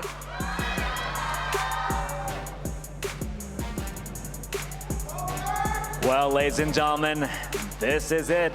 The Grand Finals right here, the EWC Honor of Kings Invitational Midseason. But before we go away, before we hand it over, I think we want to hear the crowd one more time. What do you think, Sky? Please, one more time, let me hear you, let me hear my voices. 让我听到你们声音，好吗？ The energy is real and more energy taken away as well. But now, are you ready, Sky? Of course. 3, 2, 1. Let the battle begin. Take it away, guys. It took us 45 games over 4 days to find out who will be playing in the Grand Finals, and we found 2 undefeated teams going into this one. It's going to be LGD Gaming, the S2 Invitational winners, going up against KPL Dream Team, who will be crowned the champion. the Esports World Cup Honor of Kings Invitational Midseason. My name is Holler, and with me is Kindo Fu. That's right. It's your favorite kind of tofu, and we are here at the Grand Finals. Both teams have had the dream run. No losses between the two of them. This time, it is going to be one of them that falls. And not only that, this is the storyline of the master and the student. And in the olden times, right, if you wanted to surpass a master, you had to cut them down. So LGD looking to cut their master down and take that new spot. Yeah, cut them down, and what a place to do it. This is where you want to do it. There's $1 million USD for that first place. If you were to cut them down, now is the time. There's so much at stake at this point. Yep. 3 strikes. That's how many times you have to carve a piece of them apart. And now this is history in the making, a culmination of all of the efforts from day one of this competition. Yeah, there's a lot of drama. There's a lot at stake, and of course, there's going to be a lot of pressure. But who blinks first? Going into this one, again, none of these teams have suffered a single loss. That speaks volumes about how good both of these teams are. Exactly. And I mean, we were talking about the scrims earlier at the analyst desk. Yes, it is a tie 2-2, but it's just a test result. It doesn't represent the final result. Yeah, I mean, the scrims are important. It's great to get a feel and to kind of play at that high level. Obviously, these are very strong teams, but we're going to have to find out. They're going to change things up. They've definitely played all of these group stages as well as these playoffs, and they've kind of evolved. You've seen even the roster changes that KPL have done, so they might even change things up for LGD here.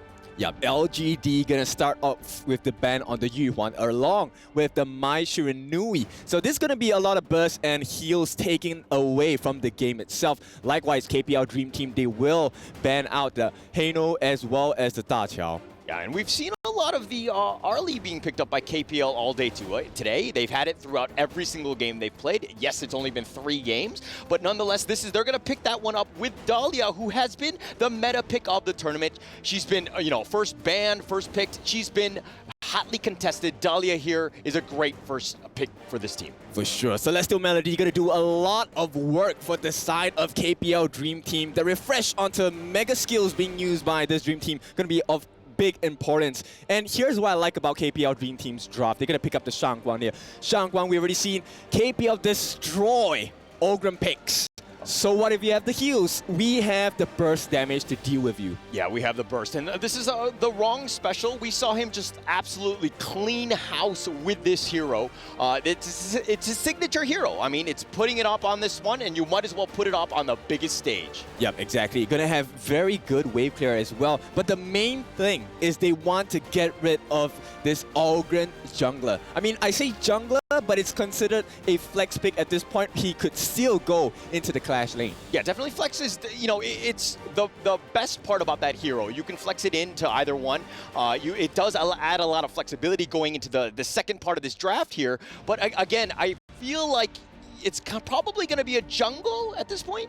Yep, I think so too, because they're going to ban out the Mankey as well as the Musashi, and these are hard counters against Ogren, right? One, of course, duel to the death from the Musashi will stop the healing when he's imperiled, and for Mankey, it's the ability to soak in a lot of damage, right? Allowing for the rest of their members to really deal the pain across the LGD. Yeah, and if you're seeing what LGD do, I mean, the Loong has been, the second released, the newly released one. Ogren has been the latest one. So picking these top-tier heroes is quite, we've seen this time and time again in terms of this tournament here. Yep, like this ban also on the Mayin as well as the Taiyan. Now, Mayin, as we've already seen with the flash when she uses her second whatever, it's a huge escape mechanism that I think no other team has been able to punish with the exception of the KPL Dream Team. Okay, it looks like they're going to round out their draft. LGD, that is by Zhang Fei and the Dharma in that top lane. Xiang is quite good on him. Is that enough to deal with KPL's Byron?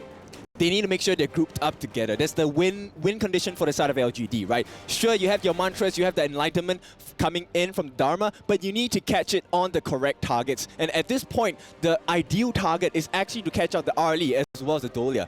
Zhang Fei, very good pick, right? It is also the saving grace. With the saving Leaping Savior, he will be able to provide a shield for the rest of the members, and hopefully in the early game aggression coming out from KPL, that would make the world's difference in that team fight. Yeah, and Jay was an absolute menace on that Zhang Fei earlier today against Vivo Kid Stars. He actually had the most damage as the roamer. in that one game. He was just completely owning on that one and giving it to him, and definitely his main. Might be a little bit scary for the KPL side. Yeah, but they do have the Prince of Lanling, and with the invisibility cloak, he's going to be a menace. He's going to keep sneaking behind their backs, and that's what keeps teams guessing, right? When you can't figure out what's the MO of the opponent team, it's going to be really difficult to fight against them. But here we go. Game number 1. This sets the tone, sets the stage as the coaches will have that handshake. What is the result of game 1? Oh, this is going to be crazy. You have a Princess Frost, and then you have the Prince of Lanling on the other side, and it could not have been a better story in terms of these two heavyweights going at it. It's going to be game 1. So much at stake because it dictates the pace of how this best of 5 is going to go. Exactly, and this is actually the first time I'm looking at the KPL Dream Team boys, and they're actually very stoic, very serious about it. No smiles, no laughter, it's all business. Look, if you were in their shoes, would you be laughing? Would you be smiling?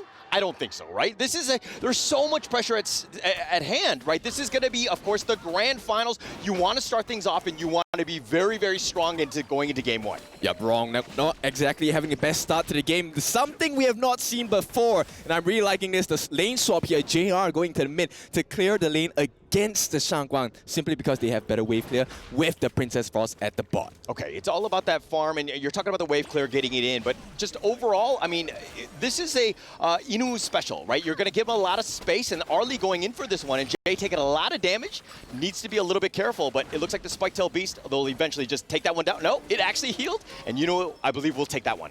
Yep, so KPL Dream Team being hyper-aggressive, but this time on the heroes themselves, not into the jungle, actually. Okay, Zihong did expend the flash. It's a little bit early, kept himself alive. Definitely don't want to give up first blood. Now, if we're going to talk a little bit about this top lane, Fly versus Xiang. Oh, okay, in a little bit of action in the bottom lane. No fear, we'll get back into safety.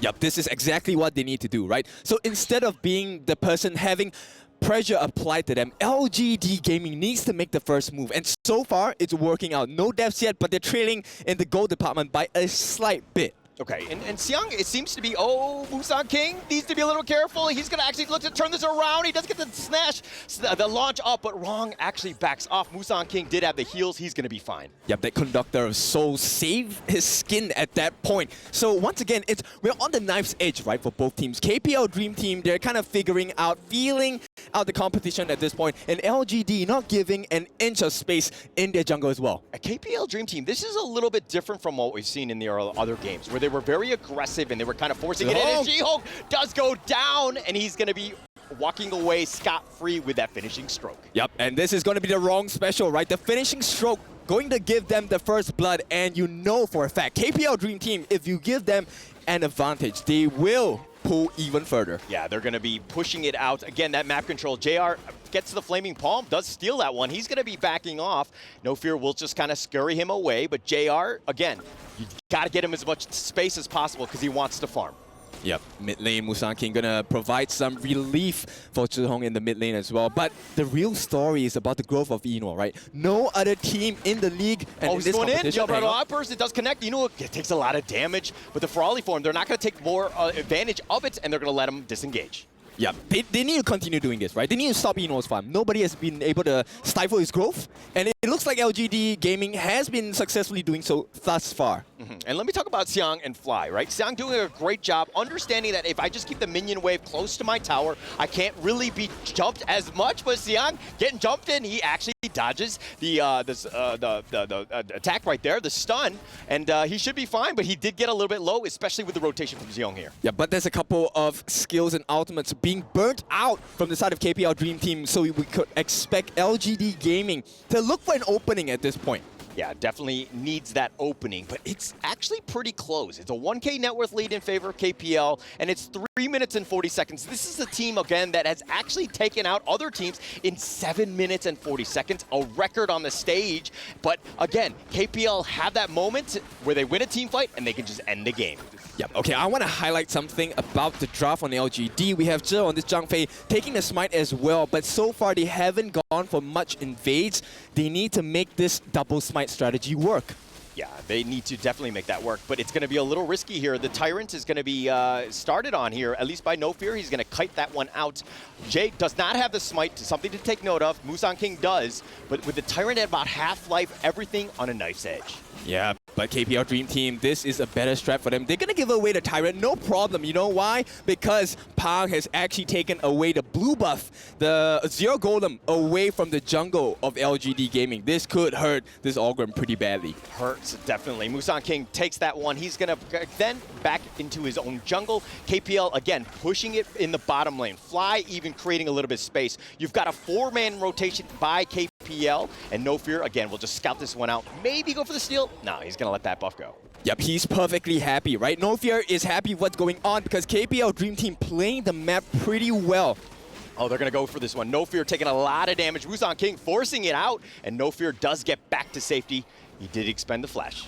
Yeah, but this forces Sir to go back, right? And this is a risk because JR now cannot play too aggressively because Dolia is still around, and this is the perfect timing for them, right? The Wave Breaker providing the heals, not just for health, but for his mana as well. 1K net worth lead in favor of KPL. Still finding ways, still being aggressive, and Pang with that stealth, he's going to be scouted out. They know he's somebody nearby. JR getting forced in on. He's going to use the infinite vastness. He's going to get back to safety. But now, again, he's out of the lane. Yep, and just one simple play like this, you can see KPL Dream Team have gotten the the objective on the bot, which is going to be the T1. Now they're going to wrap around. Musang King maybe in danger. Oh, wrong going in for this one. Gets the knock up and the launch, and Musang King, he's going to be focused and no real way to get out. He's going to go down and wrong with another good rotation. He finishing strokes to kind of push forward, and they're going to actually look to take this top T1. Yeah, they draw their blades here. KPL Dream Team making it work in this first game. Yeah, Unbridled Outburst, just used defensively more than anything else. They want to protect this blue buff, give Musang King, or he's down for the count. So it looks like they're just going to give this up to KPL. Yep, they're going to be forced to turtle up. LGD Gaming now, this is what KPL Dream Team like to do and what they like to see. And so far, no team has recovered from this kind of gameplay from the side of KPL Dream Team yet. Yeah, they force the issue, and they actually make you play very defensively. And if you see what LGD are doing, they're scared. So they're actually starting to group up. And we've seen this time and time again. The pattern does not work. KPL figure out ways to get farm across the map, and if you're grouped up, you're really suffering because you're kind of sharing everything. Yep, and besides that, to make matters worse, right, if you take a look at Rong, he already has the Insatiable Tome. He does have some healing involved, and more importantly, they already have the Shadow Crimson into the Radiance completed, so they will be able to slow them down and really just make the team fights much harder for the side of LGD Gaming. It's scary because Pang again has that stealth from the backside. They're going to go for this one, and Ron going in gets the finishing stroke and slices down Musang King. Jay is getting a little bit low. They're going to continue on. No, he finishing strokes back on out. He does have that Celestial Melody, but Ron might have gone too deep and he gets shut down. JR's going to get credit. Pang is on the backside, and it looks like Xiang will go down as well. It's a 2-for-1 in favor of KPL. Yeah, KPL Dream Team carving bit by bit across the entirety of maps for the side of LGD Gaming. Thus far, they've taken one tier 1, one tier 2 across the bot, and all tier 1s are actually down. Yeah, one thing I like about KPL is that team fight was happening, but Yinoo was actually pushing in the bottom lane. They've taken the bottom T2, and they've given him so much space to continue farm. He will take them over the edge into the just finishing out this game. Yep, this is a very suffocating kind of gameplay, right, from KPL Dream Team. How do you fight against this? Because at this point, LGD not only are they down by 4,000 gold, they're also lacking in the EXP department as well. Yeah, and look, watch what No Fear's doing here. He scouts it out. There's no way he actually goes for this steal, but he's showing across like the rest of his team that actually there's 4 members looking to take this Crimson Golem, and so you have all the space elsewhere. Yep, they have the information. They also have the gold lead. Eno now at 6,400 gold, close to 2,000 gold ahead his counterpart JR. Oh my gosh, that's crazy. Just the amount of space he's done, like he has. And again, LGD just grouping up, trying to do what they can, and KPL are making moves across the map. They're going to take up a free Tyrant here, and again, just exerting dominance. Yep, and every single time they take the Tyrant, LGD Gaming needs to be very careful because with the Tyrant's buff, that is the perfect team fight opportunity, right? They don't mind having leaving the Overlord alone, and here we might see the first engagement. It's one of the bigger ones, but it's just a bit of a skirmish to kind of scout things out. They've seen what they can do. You know, we'll be looking to push this one, and Jay's on the wrong side of this one. Leaping Savior's away. He does get back, but you know, with that wave breaker, they have it, and Wrong all the way up in the front, the finishing stroke, not actually connecting on any of the heroes, though. You know, has to back off. They're going to look to just kind of disengage, at least for now, because they don't have any minions. Yep, that was just a poke play, right? They want to burn the skills, and more importantly, Zhihong now does not have Splendor. So in the next 60 to 90 seconds, this is a really scary time for LGD Gaming. And what they have to do now is to make sure that they watch the map, get some information without revealing their positions too much. Yeah, not revealing it, but they're going to just show you across the, like they're going to take over the map. They're looking to take the blue buff here. Musang King just like, I just want that one. Not able to get it, he's going to have to back off. And again, Musang King is really suffering right now. Yep, it doesn't matter who they give the buff to, as long as it is not in the hands of Musang King. And this is exactly the game plan of KPL Dream Team, right? Let's just suffocate them, make life extremely difficult. And so far, it's getting hard to breathe for LGD Gaming. Pong, level 13, they're going to go for this one, and Xiang gets caught out. Jay tried to save him with a Leaping Savior. It looks like he's going to go down on Bridal Outburst just to try to delay things, but he's down as well. And again, Musang King, level 12, Pong, level 13, so tough. Yep, and the map is fully open for the side of KPL Dream Team as we hit the 10-minute mark. The Masters are at work. The shadow versions of all the neutral objectives are up. Yeah, and with the students are trying to surpass the Master, these are moments. The early game needs to be much, much cleaner. Fly right now getting gone on. He does need to be a little bit careful, but it looks like with No Fear joining the fray, everybody's gonna disengage. Yeah, right now there's a lot of time being bought for the side of KPL Dream Team. They have to clear the waves on the side of LGD Gaming, and KPL Dream Team gonna start working on this Tyrant in quick succession. Now this is going to be the Tyrant's buff, a Shadow Tyrant's buff of all buffs. 10 minutes and 50 seconds in, we might see the start of the end. Well timed, and of course, taking all of the objectives, KPL using that map, squeezing out all the resources wherever you can find, making LGD just bunker in on their base. Tough situation with this minion wave crashing in both middle and bottom. Looks like they're going to go for this one. Fly going in, gets a nice two-man stun. He's all the way up in the front. They've gotten the bottom T3. Fly continuing to go forward. He does go down. Musang King is going to get credit for this one. But with that bottom T3 down, it's again just more space.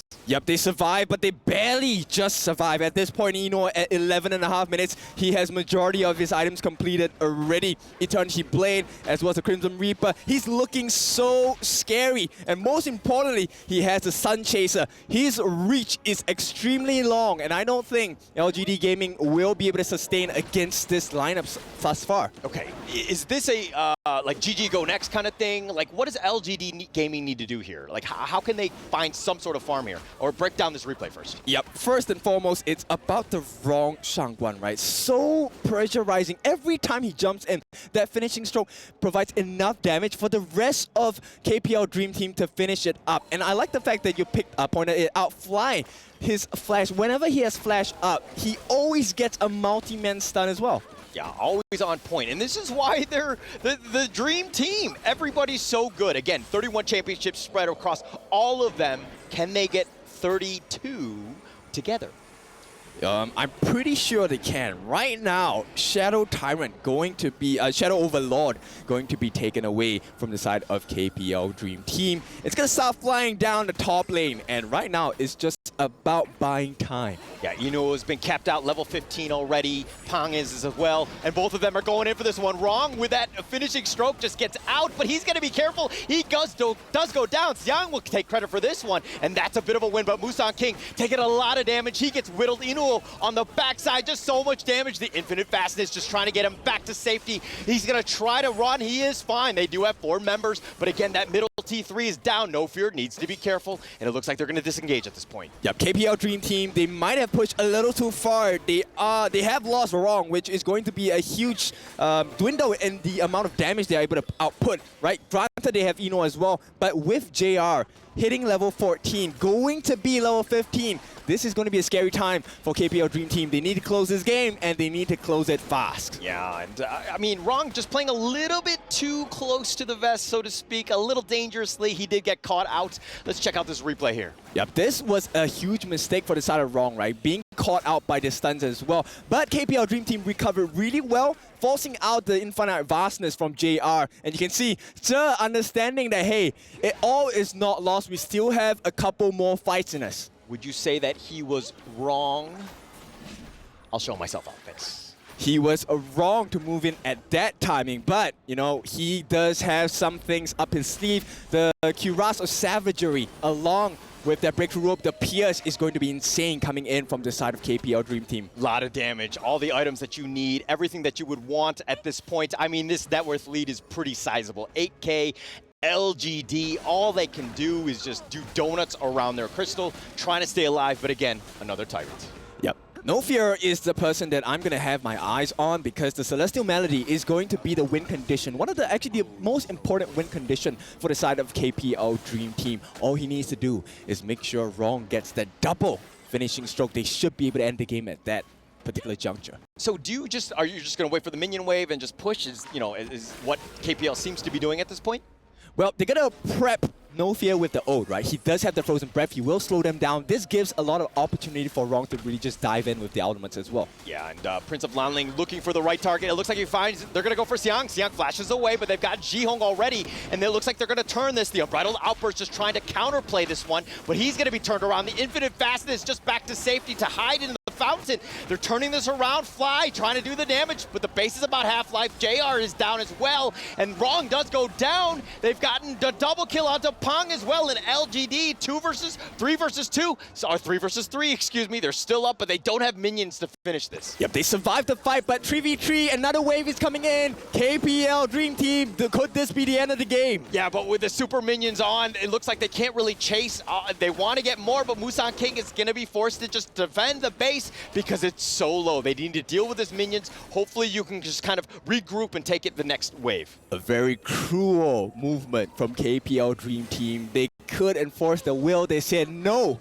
Experience the pain of Mega Minions over and over again as we want to have the 5-on-5 honest, fair and square fight. Yeah, no, this is tough, right, for LGD. They need to figure out some ways to just push it, to just kind of go for this one. It's 16 minutes. Oh, Musang King. Oh, just get a little bit low. That was super scary. He's going to passing on out of there, get back to safety. But again, you were talking about the super minions. Everything's going to crash in. Really difficult situation for LGD here because they have no space. And this is a lesson, right? This is where KPL Dream Team shows they really are the master. They found No Fear. They found him, and they do get the blow up, and Xiang will give him the truth. Throws him out, but here's the finishing stroke. They've got 4 members. Oh. This could be the one fight. It's going to be a 1-res. Rong is down for the count. They've got Inu as well, and LGD. They're finding some kills, but can they deal with the minions and hopefully push ahead? They definitely can. This is a huge moment. Rong down, Ino down, No Fear down. That's huge ultimates out of the way. Huge damage out of the way. Fly and Pang, they don't have the best wave clear. This is a 5-on-2. LGD Gaming, they need to make something work. They need to control the map, take a turret or something, get another kill. This is an opportunity they cannot miss. Opportunity, but again, they haven't even taken the mid T1. This is going to be slow rolling up this hill, so to speak.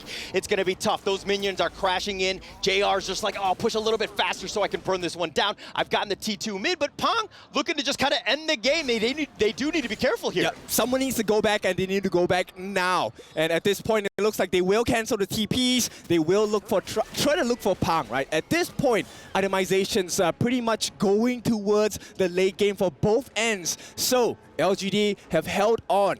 Now can they change the fate of the game? They need another one of those. And I think this kind of starts with the fact that No Fear was face-checking that bush. He ran into 3 members. Doesn't need to be careful. Fly, on the other hand, Musang King looking to go for this one. They got the Flaming Paw on the Fly, who's about half-life. But JR, he's been killed. Inua will take credit for this one. 40 seconds. This is an eternity. They have no damage right now. LGD in a world of hurt. Yep, this is the longest 35 seconds LGD Gaming will ever experience at this point. But it is game one. KPL Dream Team, they know they need to be very calculative about this next move. It's just about the minions. Just go in, push together. You have a numbers advantage, and it looks like they're going to go for this one. Musang King taking a lot. He's going to have to out-heal this. He's trying to, but the finishing stroke, no fear, is already down. Unbridled Outburst is going to be used as well on the backside, and they've got a double kill, and Musang King, he's going to go down. He's going to revive. Jihong is down for the count, but the base Pond doesn't need to be careful. He's being focused in, but Xiang gets killed. And it looks like Jay, the one last hope. He's going to try to res, but they're going to take the base. They're going to focus this one in, and KPL will take game one. KPL Dream Team strike first. They will get the first blood in this best of 5 series, and KPL Dream Team, that was a little shaky towards the end, right? I think they kind of, LGD kind of, you know, hit them, like counterpunched a good number of times on that one. They actually struck back, but did KPL get shaken? Is this one of those things where you're kind of like, what happened? Oh my God, this LG team's for real. No, I don't think so. I think KPL finally feel we have a worthy opponent. And for LGD Gaming, this is the time to prove a point, right? We have the substance, we have the quality, and we will take you all the way before you ever get to have your hands on the trophy. Yeah, and I love the fact that how LGD did not give up. That looked really, really bad, but let's see what the panelists had to say about that one.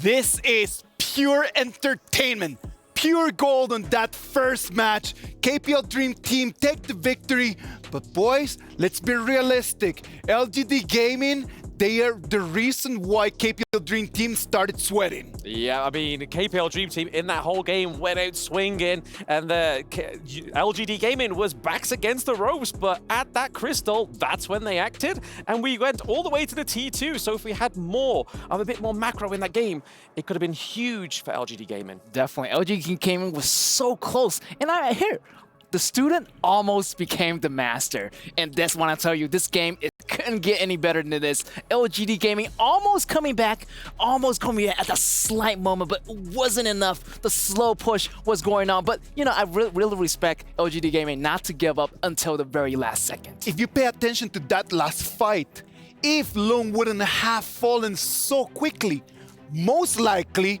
we could have seen a Tempest Dragon, because they were defending extremely well. But in the fight before, it was just too hard for LGD Gaming to protect their crystal. Yeah, I mean, you guys was on about the Tempest Dragon in the show match. Just like, oh, there actually exists still. And LGD Gaming was like, oh, you want to see a Tempest Dragon? I'll try my best. And that was a really good one. And you can see by the gold graph, it never really went in their favor, but there was parts where it kind of almost seeped into the surface to the blue side. We get to a moment where it's almost 10,000 gold difference, and LGD Gaming still found the way how to turn it around and just cut it by 5,000. By the end of the match, it was really, really close. Now, does that mean that LGD Gaming really have an opportunity? I would raise my hand and say yes. Definitely, they do have a real good opportunity. As you can see, towards that late game, the goals began to equalizing. But it was the star player, Ignore, the ADC for the KPL Dream Team, knock out this Loom, the crucial ADC damage for LGD Gaming. If it wasn't for that, I feel like we could see the Tempest Dragon happening. Yeah, I mean, we was speaking about it when the game was going on Get, where we saw that Ino's gold resources were just unfazed in this whole game. And you saw at the end, he had like 15, 17k gold difference, but just look at this pure brawl going on at the crystal. It's just showing you that LGD Gaming are not going down without swinging. Tossing hands, this one right over here, love that. Xiang finds the gap, he flashes in, goes in, uses ult against the wall, Wrong is gone, and there is not that much damage no more. Yes, but in the very, very end, the damage of Eno is way too much. And as he goes for that damage, he also went for that Doomsday straight, even with no boot at all. Everyone was just counting that KPL Dream Team was going to take the dub right over here. The Crystal still standing. If it wouldn't have been for the Super Minions coming in, I believe that LGD Gaming could have gone to try to get them back. Xiang, one more time. Yes. What a lad. Pang going into that bush there with his face rather than using that phase check really cost him that mid lane game. But what a first game of this best of 5 was huge. Yes. They tried to initiate on Fly, man. Do not do that. Like, they send all their abilities onto Fly, and Fly is the Byron, like, you're not killing him. Yeah, I see that happening, and Fly actually got out in time, and he can really sustain himself. You know, the damage coming in from LGD Gaming, it wasn't really enough to take down Fly, but the rest of the team actually backed KPL Dream Team up, and that's how they're able to win the last match, and using this one to end the last moment. Yep, and then we saw it. If JR just had a small amount left on that timer, just a little bit quicker off that death spawn, we probably could be still going swinging. That would be amazing, man. Let's be realistic. At the end of the day, the whole KPL Dream Team in a moment just became like, they might need to wake up. Because if they keep dreaming right now, LGD Gaming might just make the biggest turnaround, and they might take the game. Yes, it seems that way. I mean, it's all happened in that draft. I mean, we was talking about it. We were hoping for the Kaiser to come through onto the side of the KPL Dream Team, and then Prince of Lanlin came out of nowhere. It was like, whoa! Okay. Yeah. In my mind, I was like, wait a minute. Kaiser would be a better choice, but I feel like in their mind, I feel like Prince of Lanlin does provide better vision control. Also, on top of that, you have Dulia providing the melody. Also, you know, creating that distance control. So much vision on the side of KPL Dream Team. Maybe that's going to be their, you know, one strategy that they try in that match. Absolutely. We're gonna have to wait, man. Like, Prince of Lanlin was such a great pick. I loved it. I enjoyed a lot, and we're gonna talk a lot about what's the reason of that Prince of Lanlin. First of all, let's talk about the MVP. The MVP for this game is going to be the one and only Inuo on that Arlie. Arlie, a meta pick on Inuo. That's a gigantic monster. Yep, I mean, everybody was so focused with taking the Lung pick, and then we still have the Ali Comfort pick. It's still very, very strong within this meta, and you know what, just showing you on this map 1 how strong Ali still is. Yeah, everybody just is like busy with all the distraction that's going on. You know, Prince of Lanlin providing the vision, also Dulia, so they all forgot about how strong Eno is with this early meta pick, and in the end, that was the game-winning kill, getting this lone and getting them to victory for the side of KPL Dream Team.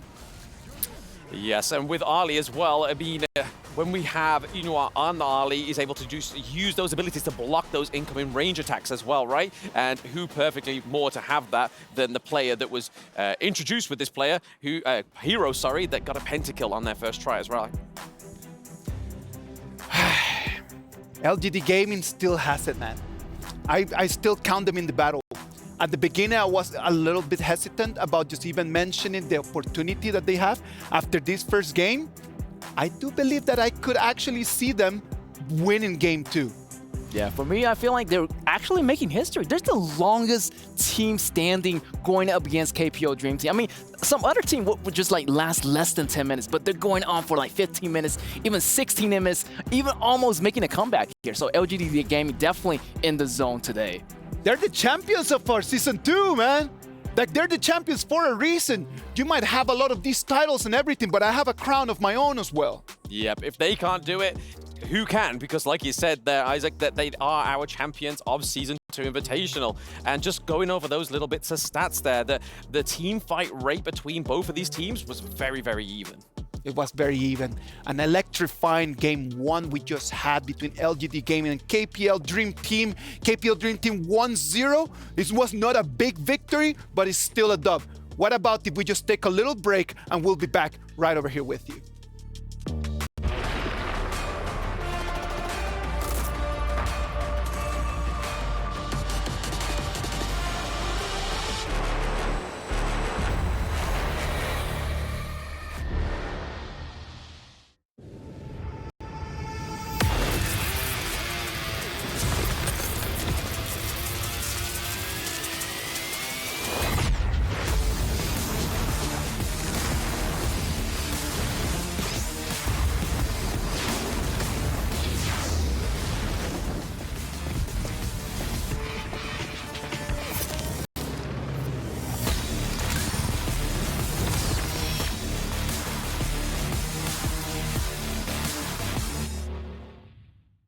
Honor 200 series, the best portrait phone AI empowered.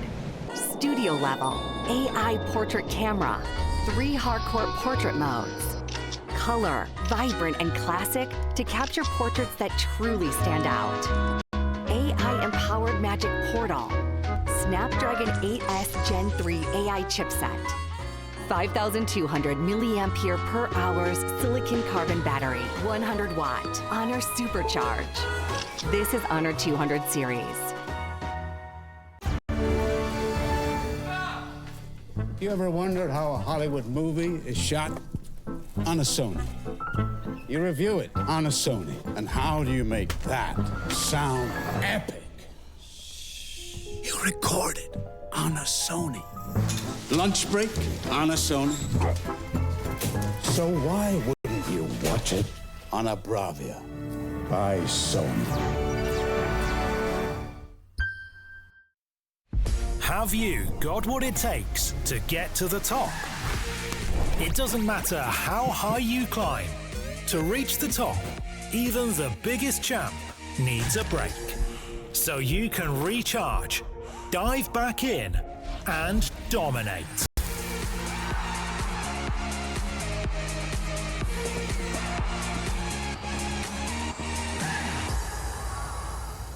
Have a break. Have a Kit Kat.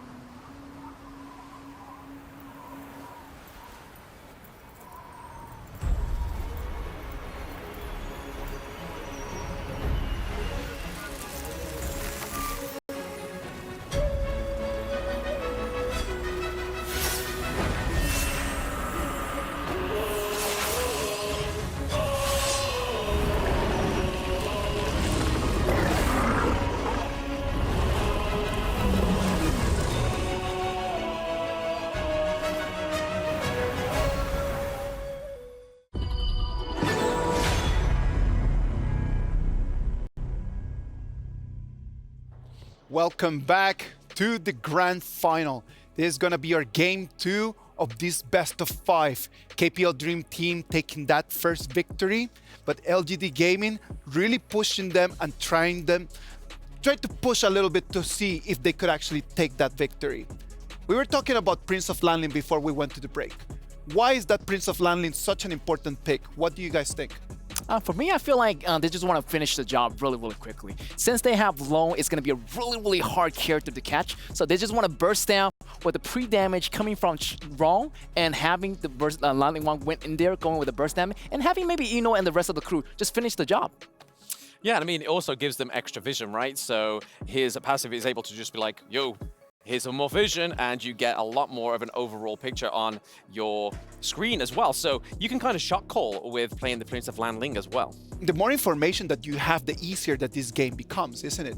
Because the more vision that you have, the more information that you pass on, the better the communication in the team, the stronger that you become for sure. Yeah.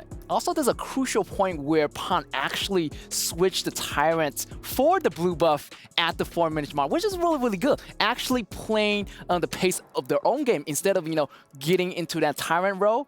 they got the blue buff and they went around at the 4 minutes mark and to get Musan King down first. So that was the first rhythm of the game, getting that tempo off just right. Just trying to find the cues, right? Like you get a little bit of an advantage, just trying to see that cue and really go for the fight, go for the kill straight to the neck.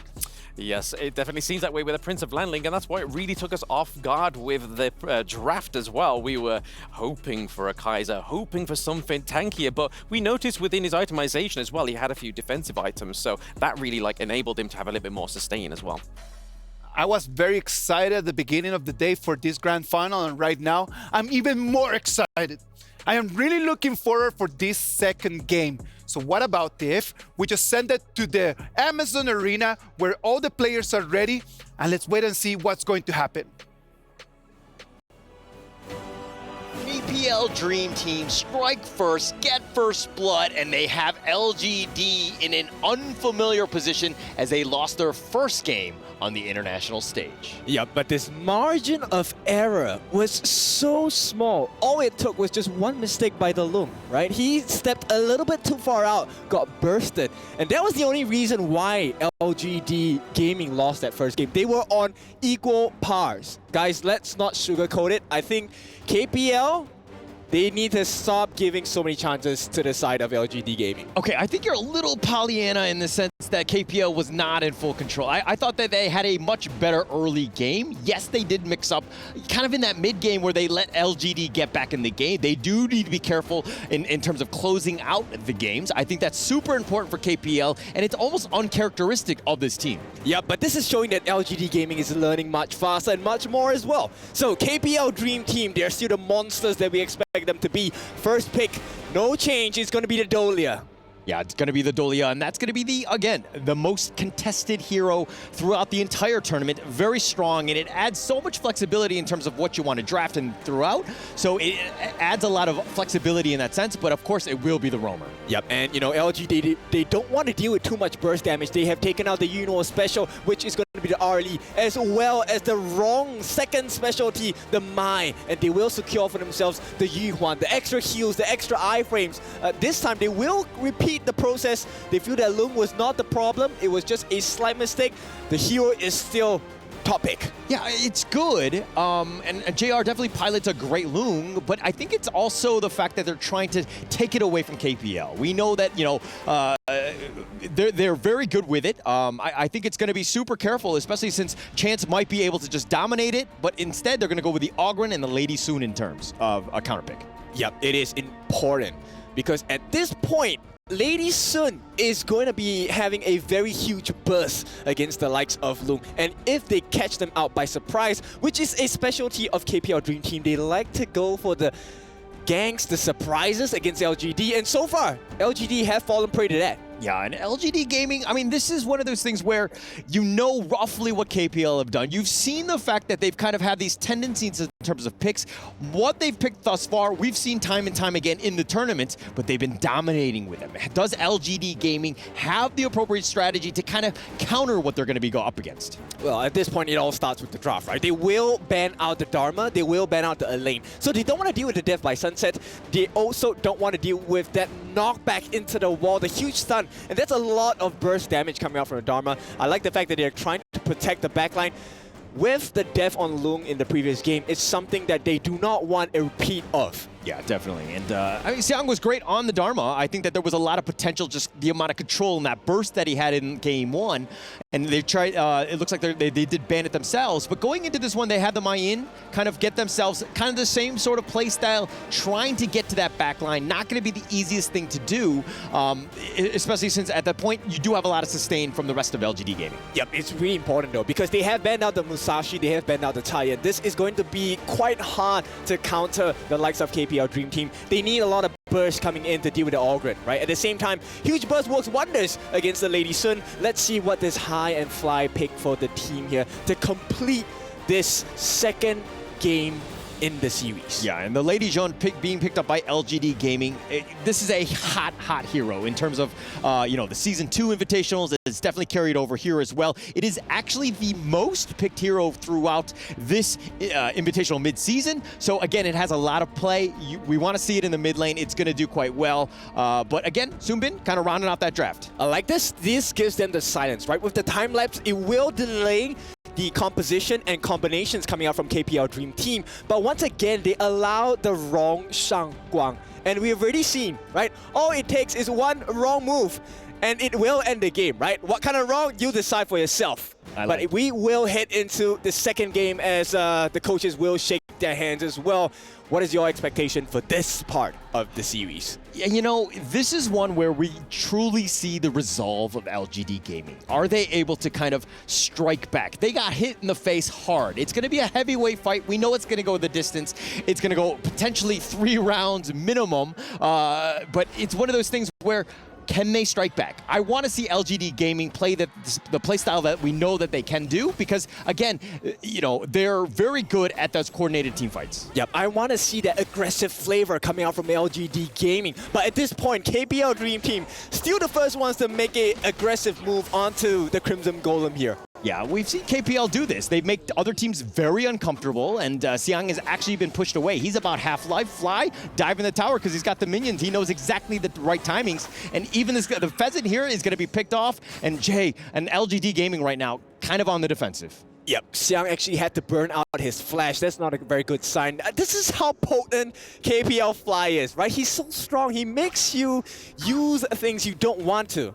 Right at the start of the game. Yeah, right at the start. I mean, when those cooldowns are off, it's tough. But if we're looking in the bottom lane, Rong is playing in the bottom lane. Jiong is countered with the Lady Jean as well. So the mid lane has gone to the bottom lane, huh? Yeah, but at this point, blue buff being available for Musang King actually of great importance because this Yuhuan depends heavily on the cooldowns and the mana regen as well. Yeah, Xiang completely being zoned away. Fly just being this menace on the Byron. Tough situation for him. Xiang definitely wants that farm, wants the lane to push a little bit. But, again, Fly doing a great job of just controlling the creep wave here. Yeah, very good control. But this is what we expect out of the KPL Dream Team, right? Mid lane. Hai looking to maybe go in. Musang King eating a lot of that one. He's gonna get on out of there.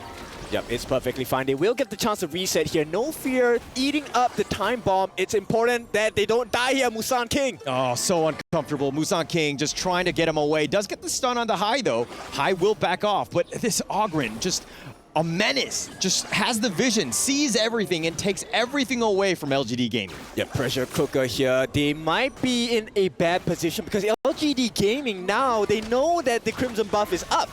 Yeah, they know it's up, but they're going to look to go. Xiang gets the whatever, pulls him back, does a little bit of damage. He's going to back off. Had the backup of Musang King, but it looks like they want the Crimson. Hai takes that one out. The Unending Sorrow from Musang King in that top lane, and it looks like they're going to disengage here.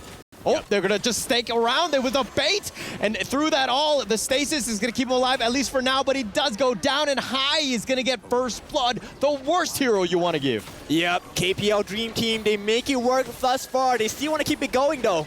Yeah, and this is very different what we saw from the last one in the sense of KPL Dream Team gave a lot of respect. They played a little bit more standard, but now they're making things very uncomfortable for LGD Gaming, and they need to react. Yeah, but LGD Gaming, this is not the ideal situation, but I think they have kind of adapted. They will play the long game, right? They have the stamina to outlast KPL Dream Team. They've shown shades of that in game 1. Right now, can they just finish it in game number 2? Yeah, but they're suffering right now. This net worth lead, 1.2, 1.5, it's starting to jump. KPL is actually just making some waves in the bottom lane, forcing them back. Jihong, all he can do is really watch here. Not really much he can do. Yep, and you can start to see the exponential growth, right? No fear, the support on the Dolia.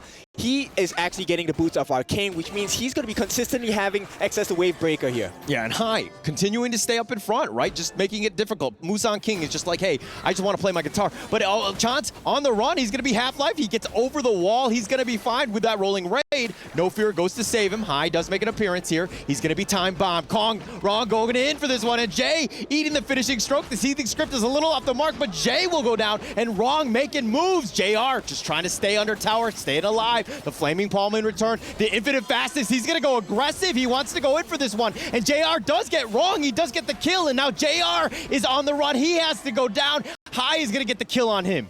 Right time, wrong place here. It's going to be 3-1. KPL Dream Team, they are right here. But they make the trade out. They will get the first Tyrant of the game 4.5 minutes in. This is a huge advantage coming in for KPL Dream Team. Yeah, they're going to take the Tyrant and they're going to make their way into that bottom lane. JR, Wrong down, both of them. But the towers, the most important thing. All of this push, this pressure, LGD Gaming, all they want to do is get as much farm as possible and hopefully keep this T1 mid up as long as possible to give them that space. Yep, but just the one kill is not enough just yet. KPL, no fear. He's going to try and make life difficult. Oh, looking to take this Azure Golem away. Just difficult. Just everything is contested. Nothing is easy, making it tough for Musang King to get that farm. He will take this one, which is huge for him on the EU1.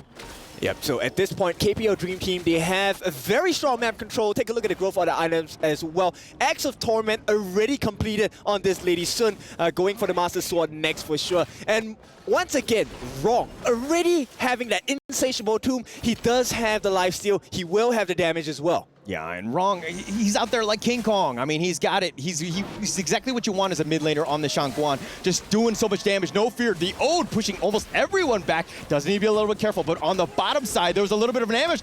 Oh, the finishing stroke. Oh, keeping him alive. And Wrong, I thought he was going to go down. He's playing with fire, so to speak, high over the wall. They're going to back up. But again, LGD Gaming sticking together, trying to get as much farm as possible. Yep, Celestial Melody used to refresh the Wrong ultimate here, the finishing stroke. So at any point of time, KPL should be ready to take another fight against LGD Gaming. And as it stands now, LGD Gaming, they haven't figured out what's the counterplay here. How do we play the map, right? They're going to try with Xiang pushing down on the waves on the bot lane. It's so weird because LGD Gaming usually is the aggressor. They're the ones with the pickoffs, and they're just completely reactive. JR just throwing out the ride the wind, Infinite Fastness. He's going to beep on out of there. He's going to be fine, but he does lose the T2, and it looks like they're going to go all in defense. That top T2 is down. Yep, they're just buying time here, right? They don't really want to fight. They're going to have to give away. That's the price of having safety here. The Crimson Golem going to go into the hands of the KPL Dream Team. But Xiang is making the dream, keeping the dream alive, going to take the T1 on the bot. Now, the question is, can he survive that impending gank coming in? Yeah, and Xiang is doing a good job. This is what you want to do. When you're getting pressured in one place or in one lane, it was the top lane in this case, Xiang did a great job of pushing that bottom lane. But again, High going in for this one. He's looking to take the Azure Golem. Musang King looking to counter. Does have the Mournful Temple. They throw this out. The Time Bomb could potentially slow, but Fly gets over the wall with that Storm Strike. Jihong so low. Oh, but the heals keeping them alive. LGD Gaming survived this one. They survive, but they're not in good shape here. Wrong going in, finishing stroke. Not hitting the right ones. He's going to be Time Bomb for his troubles. He's going to back off. The Ocean of Tears just creating a little bit of space, but that T1 mid is now down. Yep, they've burned absolutely everything. Only Chance has the ultimate along with Xiang as well, so they don't want to continue fighting. But it's a horrible position to be in. Musang King, yes, he does have his smite, but what good is that now? There's nothing left in the jungle. Yeah, not really much you can do. This is actually very difficult for him. I mean, he's a level behind. High is starting to just kind of exert his dominance, pushing it out, controlling the map, and he's been on the LGD Gaming side almost this entire game. Yep, and you can see the difference, right? Those small little things that they have done have now shown up. They've reaped what they sowed. It's a 4,000 goal lead at the 7 and 8 minute mark. Okay, but LGD Gaming came back in game one. I do believe this is a potential for what they can, they can get back in the game. They just need to get some pickoffs. It started with the last game in terms of getting no fear, but they're looking to go. Jay getting a little bit low. Xiang is all the way up at the front. Doesn't need to be careful. He gets killed. High is going to take him down, and High continuing to focus it in, and unending sorrow keeping Musang King alive. They're going to back off, but Chance takes that top T3. They're going to continue to fight. They're focusing in on Musang King, who's trying to back off. The Ocean of Tears right up onto him. Fly gets back to safety, and they're going to take this mid T2. Yep, they needed a trade. KPL Dream Team said no. They take everything for free here. Nobody dies on the side of KPL Dream Team. They get themselves a kill. They get themselves a tier 3 at the top. And once again, they are in full control of the game. Taking everything, all of the objectives, all of the enemy jungle. LGD Gaming are starving. They are starving children, so to speak. Not that level, but Jay looking to go in. The time bomb onto No Fear. You wave breakers back to safety, and again, KPL just disengage. Yep, and this is a very happy position, right, for this side of KPL. Look at that. Double objectives. Not only that, No Fear, as the squishiest member on the team, is able to soak in so much damage. And High, of course, compliments to him. He's going to complete his Giant's Grip if he wasn't tanking before. KPL Dream Team going to be very beefy now. 3-level difference. High and Musang King. Okay, now it's just 2, but Musang King is in a world of hurt. He is suffering. He needs his XP. Not able to do anything right now because, again, KPL Dream Team just putting so much pressure in, giving no space. Yep, Wrong gets the breakthrough rope. KPL Chance gets the Eternity Blade. The power spike is really a 4-1. This next blow could be very heavy. Yeah, the next big team fight, they got to be super careful. LGD Gaming just dealing with his Vanguard, trying to slow it down. They need some space. They need some time. With that top T3 down, it's going to be pushing. LGD Gaming right now just need to slowly whittle away, try to get some farm and slow this game down. And it's exactly this kind of gameplay, right? So Path of Passing allows High to come in, sneak a peek. At the same time, No Fear just camping at the sides. They give them enough vision. They know that they're safe. They can take this neutral objective. They're not going to be punished for it once again. Yeah, KPL will take both objectives at the same time. They'll coordinate it. Yes, the Overlord was a little bit slower, but they've gotten the Shadow Tyrant. They've gotten everything. They've gotten the Overlord as well. They've taken everything, but they did not take the Crimson Golem. So I guess LGD Gaming, yes, that's a victory. One victory, but at this point, KPL Dream Team, what do you think they want to do right now? I mean, they're going to push, right? They're going to push. They're going to fix out all the lanes. They're going to make things very uncomfortable. KPL are just on all fronts. This is an all-out attack. Every single lane. LGD Gaming right now just gasping for that next breath. Yep, they will be looking to enforce a fight here. We are hoping that maybe JR can turn the fight. He needs to be very careful about his positioning at this point. And KPL, the pressure is building. Yeah, Chance level 2 levels up against JR. Not a great situation. They're trying to defend here. Wrong looking to go in for this one, but the stasis keeping Xiong alive, at least for now. Wrong, though, he's going to be focused. He's going to go, looks like he will die. That's another 33 seconds. High, on the other hand, he's up in front. He's going to eat the infinite vastness. JR's all the way up in the front. Doesn't actually get the right target. He's going to go down. He's going to be killed. Musang King now. They're going to have to just back up and heal, but the base is wide open. This is scary. Xiong pushes him back. He does get that kill, so that's going to be a bit of a win. They've gotten 3 kills and only JR down, so LGD Gaming hold at least for now. Yep, they hold on, but once again, it's the same story of this game 1. This time, can they really turn it around? Right, they actually get the kill. Once again, same exact story. Wrong dies first. Chance and No Fear are going to be cleaned up afterwards. High and Fly, the 2-team duo, going to be left alive once again. Yes, I mean, they got those 3 kills. It was a 3-1 trade, but LGD Gaming have really gotten nothing out of it. All they've done is just delay the inevitable in the sense of just dealing with those Vanguards, but they haven't taken any objectives. This is a tough spot for LGD Gaming. Yep, they're going to lose their Azure Golem as well. High, he already has the Blood Rage. And how do you deal with that, right? The extra life, the extra shields coming out. Like you want to try. The time flux, they found Wrong. The time bomb, they're going to get one thing. They do get one pick off. That's great for Musang King. He really needed that. Now High, looking to go 1 versus 4. Here come the reinforcements. The infinite fastness, he should get on out of this one. But Fly is still up in front. Jihong is being focused. He does get knocked up, but he gets killed, and High will take that one. And it looks like they've gotten Xiang as well, so it's going to be a, 3-for-1 in favor of KPL as they look to just land in this mid lane, push it out. All they need are the minions. Yep, they divide and conquer, and High is a menace. They cannot deal with him. KPL Dream Team looking for the second game in the series, one step closer. Can they actually do it? They will. And what a start for them. 2-0, LGD Gaming, you are too far behind. Too far behind. We talked about the master-student thing right now, and it looks like there's a bit of a gap right here. KPL Dream Team understanding how to close out that game, how to make it uncomfortable, even from the early game. Tough situation for LGD Gaming. They have not been able to find any answers of how they can get back in this game. Yep, it's tough, right? Because the early game is really important for the side of LGD as well as KPL. But you know what? I want to hear the thoughts of our analysts. Let's throw it over to them. Boys, do us a favor.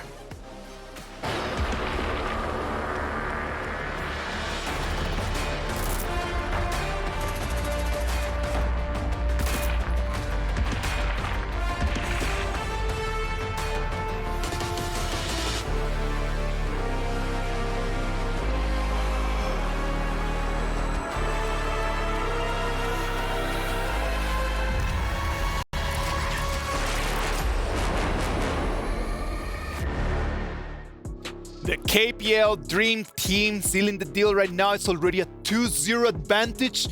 That seems a little bit difficult right now for LGD Gaming. I know that everyone was just riding the LGD Gaming train after that first game, but in this second one, they didn't look as close as they did before. No, it's choo-choo-choo. It is derailing ever so slowly, and it's hard to watch because that first game was phenomenal. Even though it was sort of like playing on the back foot at the Crystal, this one was just way too much more aggressive. Yeah, I do have to agree with Blam here. Definitely that first game looked a lot better for LGD Gaming, but this one, they're a little bit struggling. Their weak composition, a little bit too weak in the beginning. They don't really have a front line to tank all the damage, and the invasion was so devastating for LGD Gaming from the get-go. I think that this was the pick and ban. I think that the pick and ban was the part where they actually did not put themselves in the best position possible. Like if you analyze the composition, there's like how many magical damage coming in from LGD Gaming. It's just only magical damage coming in from your side. Like the Ogran is just gonna be doing whatever that he wants. There's nothing that he needs to be worried about. Yes, and when there's plenty of magic damage to come through, there's only one thing you can do is kind of just build that magic defense. And to be honest, under the Ogren's itemization, there is only the boots that's offering the magic defense, which really just shows Ogren's power just to be so sustainable within these fights and how great of a pick he is. No, I just believe that there was no damage that could actually make that problem. Like you see in the last fight right over there, the way that Ogren just jumps in, not caring about anything. Wrong is already gone, but they don't mind. They know that they can still win the fight. Yes, also I love the opening of KPL Dream Team, putting Ron at the bottom against Lady Jun, and that was a fabulous beginning. And the ball just kept on rolling. You know, Ron got so much burst damage in the very beginning, and it really pays off. Look at here, Hai is doing all the tanking while Ron is doing all the killing. Yes, there is a killing floor on the Gorge against LGD Gaming, and it is KPL, the Dream Team, that is serving up that service. But again, I noticed in Game 2, the only time that LGD Gaming come back is when they're at the Crystal, which to me is a little bit too late and too much of a Hail Mary play. Let's just talk the things are the way they are. That might be a flag for us to actually just pay attention to. Does that mean that the KPL Dream Team, when you're close to the Crystal, they're not having an easy time just to seal the deal, just to close the game? Yeah, I feel like KPL Dream Team, when they get so close to winning, they might make more mistakes. I feel like LGD Gaming, when they're under pressure, when they got their back against the wall, they tended to do a lot better. Like it's easier for them to defend the Crystal than what it is just to fight in the Gorge. It seems that way, because I mean, if you look at KPL Dream Team, the way they play in, pre-4 minutes, they're always just keeping LGD Gaming at those T1s, and then as soon as that Tyrant goes down, they try and take one of those side lane T1 turrets. It's literally just replay of each game. Well, the MVP for this game, we had 5 perfect players from the team of KPL, but Hai on that Ogran is going to take the match MVP, a KDA of 5-0-3. That's right. This Hai was really aggressive in the beginning of the game. And you know, Hai is going to be a really great jungler himself versus Pan as well. They're both really top jungler from the KPL Dream Team. And you can see here, in the very beginning, the first blood kickoff, and he just unstoppable at the very end, even getting the blood rage. So he's just like an extra man, extra life. He doesn't even need the revival here. You know what's the difficult part over there for LGD Gaming? That first level fight, like that first minute, what happens? Ogren jumps in, and then Mayin is the one that's not paying for this. Mayin didn't clean the wave. They were not all able to protect the jungle. And then Mayin, since that moment, it was just completely just living under the turret for 4 or 5 minutes, just because of that little fight. Yeah, he's just literally leaving everything on the Gorge for the KPL Dream Team. And if you're going to leave any little bits of these camps just left there, they're going to take it. They want the leftovers. They want to pass it all over to Inua Chance, on the Lady Sun. Because again, if you just look at that gold difference between the farm lanes on both of these teams, 10.5k to 8.2k. That's a lot of differentiation just in that lane alone. Yeah, I feel like KPL Dream Team, if you give them an opening, they're going to take it. You give them an inch, they'll take them out, and that's what really happens, right? On the bottom lane, also, they got the winning lane. They got the winning lane on the jungle as well, so much damage here. Also, they got 3 magical damage. You know, we can just buy the Succubus Cloak and just take all that lane. And in the end game, still, KPL Dream Team stand on top. It is just like extremely difficult for them, man. But well, boys, did you know like KPL Dream Team not only have been here just playing the game, they've been actually doing some other fun stuff, and we wanted to share some of that over here with you. Hello， 大家好，我是天云。今天呢，我和梦之队的3位选手一起呢，在比赛之前做一个小小的游戏啊。他们分别是我们的千晨、我们的小胖还有花海。是这样的，这个游戏呢，你们3个人要各司其职。我们会有一个3分钟的倒计时。那其中呢，一个人他的眼睛会被完全的蒙蔽起来，他是做一个灵魂画手。还有一个人呢，会告诉他要画什么。另外一个人呢，就专门是负责猜纸上的东西画出来是啥。然后这是你们的题库哈，我现在不能给你们看和分享。但是还挺难的，你们自己想想，你们想做什么角色？我来画吧，我蒙着眼睛画。那我就来当告诉花海画的那个。你就当花海的大脑。那我这没得选了，嗯，你去猜好吧？只能猜了。好，那我们那个比赛马上开始来，我们小胖先行起立，你稍微背过去一下，因为我们马上要那个来第一道棋了。你们直接换个位置坐好了呀，不能看啊。然后记得你们花海的眼罩戴好。你尽量不要说那个英雄或者我这上面的名字，因为小胖可能会听到啊。好，然后那个待会儿帮他一下拿一下笔哈，来测试一下，看得见吗？看不见吗？日杰，看不见。1呀，看不见。日杰，看不见，全是一点都看不见。准备开始啊 ！3、2、1，来第一张。哦 ，OK。先把笔啊。这个是对，这个是笔头朝下的啊，然后这是一张纸，对。然后是那个，我直接跟他说嘛。你可以很小声的跟他说。然后你要教他怎么画呀？这太简单了吧？这怎么教？我也会画。这太简单了吧？我直接画了啊。啊，开始。来，你现在在纸的中间，偏下一点点。这是不是内部？不是我。对。现在画人是吧？对。就这样。可以，小胖来。猜不出来小胖来，第一题。我可以把眼睛摘开。你不行，你还有第2题呢。哦，你可以欣赏一下你自己画的是什么。我画的应该还行吧，我觉得。猜。这个真有手就行了。你说。有嘴就行，这个。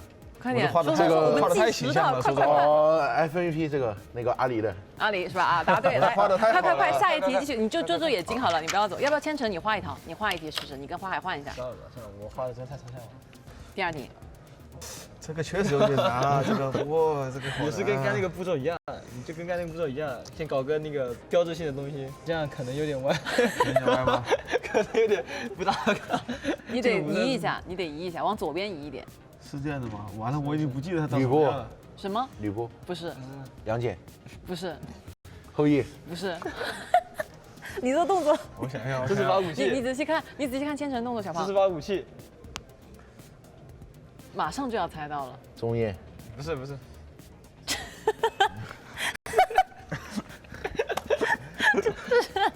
这是什么东西？招牌。我想想啊，好难画这个啊，或者你画名字的第1个字也可以啊。像什么？这个像什么？这像什么？我看一下。羊。提示了。不画了，就这样了。很好了，已经。不画，就这样。你自己看天上的东西。你干猜吧。后羿啊。他确实有太阳。就是有太阳。你现在睁着眼睛画一个。我睁着眼睛画一个。他以前用过的名字，用过的游戏名，的那个英雄。云鹰。哎，对了，总算对了。哎呀。就是一开始我想画云鹰，就想画一个火箭枪嘛，然后这个。他那个穗嘛，我记得他上面有那些穗嘛，然后有个环嘛，有个穗嘛，我想画，但是蒙着眼睛画成这样。然后这个的话就想换一下男女特性嘛，就有头发长头发嘛，就女生嘛。这个画的。女生的长头发是往上长的是吧？你看我头发是这样的吗？主要是云鹰的头发是这样的吧？你对得起云鹰吗？你看看他的眼睛。我们在最后来一轮，好吧？你们换一下角色。换一下吧。啊？哦，又来一个。哎，这个太简单了。创作。不是这什么 fly 什么东西啊？你这个是画了个武器是吧？你在换武器吗？嗯。你就换2只腿。千晨已经很明显了，这个。你换2只腿。花木兰。对，来下一个，来千晨闭眼。雅典娜。好了，千晨。刚才花木兰你就应该画朵花。画个那个更明显。他一只手拿什么？一只手拿什么？标志性的一些东西，你知道吗？把一些标志性。他一只手拿的是个那个嘛？这是啥？小胖画的什么东西都是一样的。不是。蒙恬。你又画了这腿。这跟蒙恬有什么关系？不是雅典娜的武器不是有问题？哎，你。是的，是的。雅典娜。哎呀，快点，下一个，这题作废。我准备画个大盾牌的。我准备来个这个的。不要画个大盾牌。作废，来，下一把，来。不是。这个简单吧？这个有点难。画了个胡萝卜。胡萝卜。是胡萝卜吧？我画了个胡萝卜吗？再看一下，绿色的。画了个圆，现在往上延伸了。你画东西是一样的。你画了个。你画2个爪子。画了个坏的胡萝卜。这个够了吧？就做的东西行不行？庄周，你画个人物吧，我就画个人吗？画个人也可以。庄周也不是，不是，关羽也不是，是还有做的。对，画好看点，这样子呀，不然容易被喷哥。蔡文姬。哦耶！白菜，那蔡文姬跟白菜不是菜啊？你一一解释。绿色的菜不就是蔡文姬吗？你一一解释一下，你画的东西是什么？ OK， 这个弗赖嘛，代表英雄花木兰，然后我画了2个轻剑的那个双刀。说实话，还不如画朵花呢。然后中间还没画出来就猜出来了。好，这个是你自己都忘记是什么英雄了。这个雅典娜，我刚把那个武器的柄给画出来，怪我，没有把它那个长。就是那种椭圆形的武器给搞出来。他不是拿长枪的吗？对啊，长枪椭圆。长枪跟盾牌啊。你这个胡萝卜，你说一下是什么东西？我是想画白菜的，胡萝卜哪有绿色的，对不对？我首先是拿了一支绿色的笔，然后我照着白菜的形状，然后画了它的叶子啥的，然后又是绿色的。确实。所以我想还真有萝卜是有萝卜，白萝卜就不是青的。那不是这一坨太绿了呀！旁边这一坨是啥？他准备画蔡文姬的脸了。我只能说很胡萝卜。是的。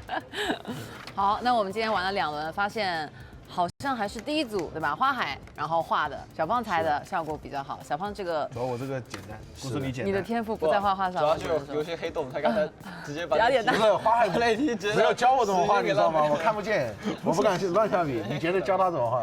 对你这种得心里有那个，不是你得大概位置在哪，你自己得有个图，不然的话交换也画不了的。下次会更有经验的，好吧？是的，下次会。那么以上就是我们今天赛前的小游戏了，希望大家喜欢。我们一起赛场见吧，拜拜。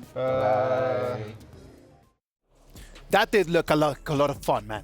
That looked like a lot of fun. We gotta play that later. Yo, we gotta try that. I mean, I would be the one like kind of guessing maybe you are better at drawing, Blam. I'm not that good at drawing. I didn't inherit any good drawings from my parents, but I'd definitely give it a go. It would be good bants, as we would say in the Britain. Lads, we're gonna move into game 3. Right now it's do or die for LGD Gaming. They came in here with the goal to at least just take the 1 victory. This is not new for them. They've been 0-2. Yes. Like they've been 0-2 and they've won at the end and they've turned things around. That's the way how they crowned themselves champions that last final. Can they still do it? Yeah, I feel like they can do it. And they're in the same situation right now. 2-0 in, and they got like 2-0 versus TS. They're 2 points behind, but they got 3 points back at the final moment. So maybe it could happen again. Right now, as we know that we are going to have the same rotations as we have in KPL Dream Team, Pang and Inu are going to come in for this game 3. Hai and Chance are going to be subbed out. Yeah, I mean, like I said to Get earlier on, when Hai is in that game, he just takes no prisoners. So maybe we'll get a little bit of a tamed KPL Dream Team, and maybe LGD will take this 3rd map. Let's wait and see. Amazon Arena, we're ready for you. Let's go. As Isaac was saying, LGD Gaming, they've been in this situation before with S2 Invitationals in that finals. They were able to reverse sweep, come back from Team Secret, from the depths of hell, so to speak, being down 0-2. But this is a completely different monster in KPL Dream Team. Exactly. Same position, different lessons, right? But we know that LGD learns fast and they learn pretty hard as well. So 2-0, KPL Dream Team looking to close this series out with no blemishes on their record, 3-0. Yeah, very clean thus far. But again, LGD Gaming have kind of extended the games a little bit. Like the average game times have been much longer for KPL Dream Team. I'm wondering if they're starting to fatigue. Yeah, that's true. They have been trying to drag the game out for as long as possible. And you can see KPL, they want to enforce their will. They want to end the games earlier. Now, KPL Dream Team, once again, they allow the Yinor R lead. Is that a mistake on the side of LGD Gaming? To be honest, I'm not 100% sure if that's a mistake as of yet. We got to see the draft here. But I think that LGD Gaming banning out the Dahlia speaks volumes. They're like, hey, this has actually been a menace. We need to control this one going in. But they're turning it around. They're going to flip the switch, so to speak. They're going to go for Ogren and the Lady soon.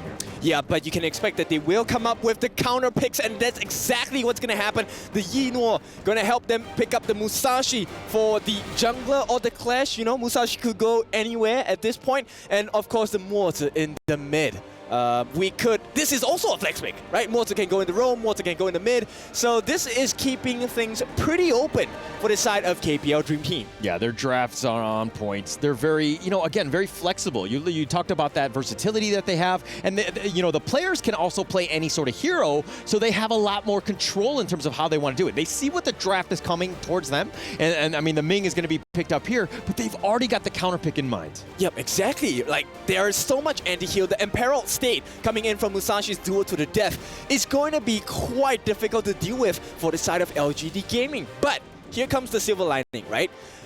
It's only a single target. So if they put it onto Ming, if they put it onto Lady Sun, if they put it onto Ogren, that's one member only. The rest of your team can cover you. They can come back and win the fight for you as well. So, okay, we saw this earlier today, the Lady Sun Ming going up with AGG, right? But KPL, they had that kind of that counter pick. They went with the Guan Yu, and they kind of tried to divide them as much as possible and just kind of control them. But, this is one of those games where, hey, your back is on the wall, LGD Gaming. Is this the combination you want? I mean, this is one of the best chances they have, right? Late game, I think they are looking at the late game. By the performance of LGD Gaming against KPL Dream Team, I think it's safe to assume that LGD Gaming, they're preparing for the late game strategy, right? Sure, they want to try and put up a resistance in the early game. Look at the Sun Ce pick. I like this. It gives a lot of early game rotation. The moment you hit 4, the set sail is going to help you a lot. But KPL Dream Team, gonna look at the potential counter picks here.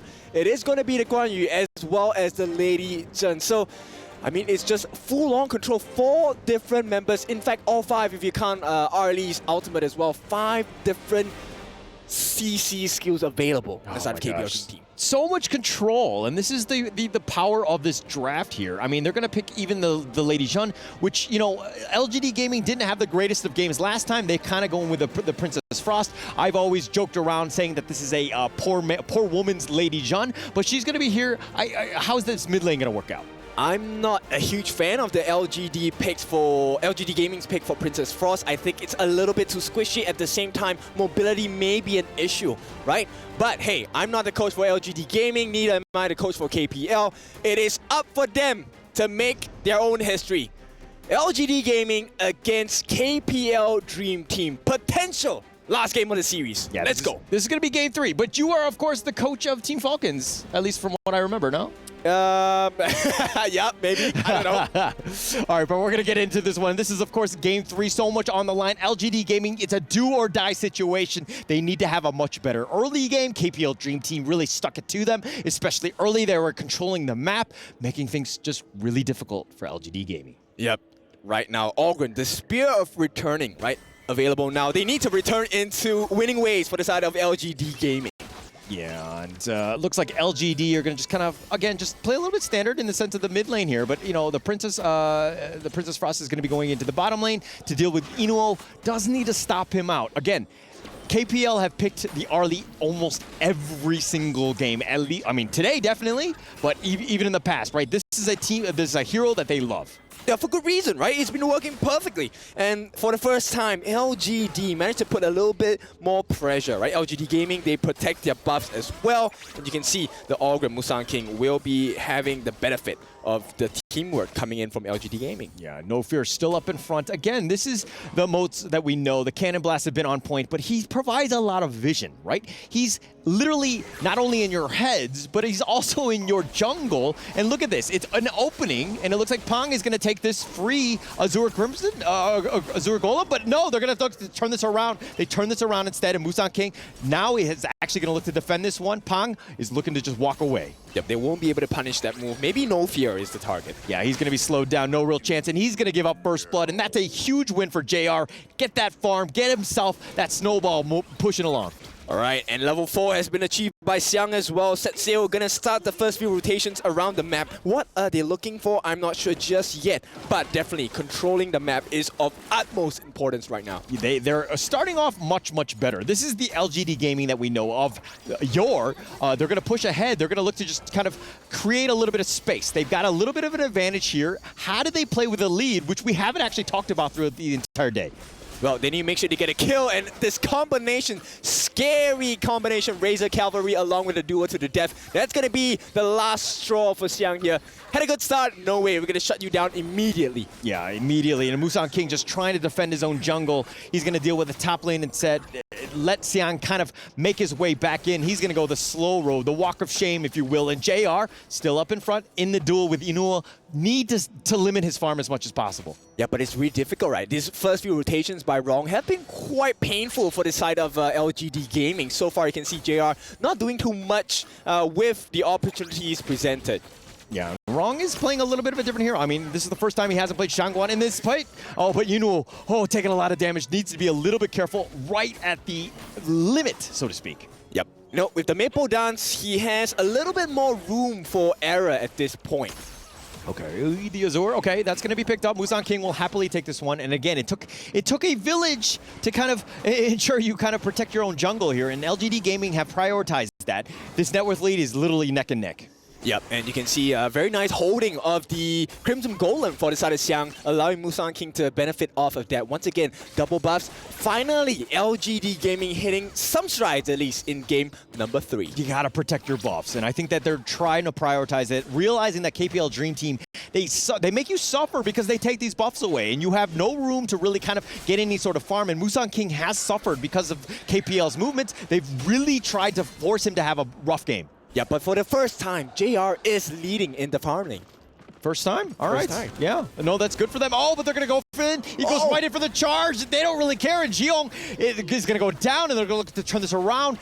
Jay is the last man standing, but really not much he can do. No damage. Set Sail looking to find some openings. Not going to happen. This will be a scouting Set Sail instead. Oh, he does connect. He did find the launch up onto No Fear, and that's going to create some space. They are going to take the Tyrant. That's a good objective, at least for LGD Gaming. Yep, I think a decent trade, right? You take your Tyrant, yes, you sell away too long for the moment, but as a mid lane, he's a Princess Frost, it's okay to let him be sold for a couple of times. Yeah, and Rong now making an appearance here, pushing out the bottom lane with Inuo. They're going to look to just put a little bit of pressure on that bottom T1. Tough situation. Again, JR needs that farm, needs that space. Did get first blood, but again, if you're not getting some space to farm, you're going to have a rough time. Yep, and perfect use of the teleportation portal. They will tank for the tower to allow Inuo to get that T1 on the bot. And this is so efficient coming in from KPL Dream Team. Yeah, and I like the fact that Fly has actually made the rotation. He's in the bottom lane. He's helped out with that bottom T1, but you've actually forced JR to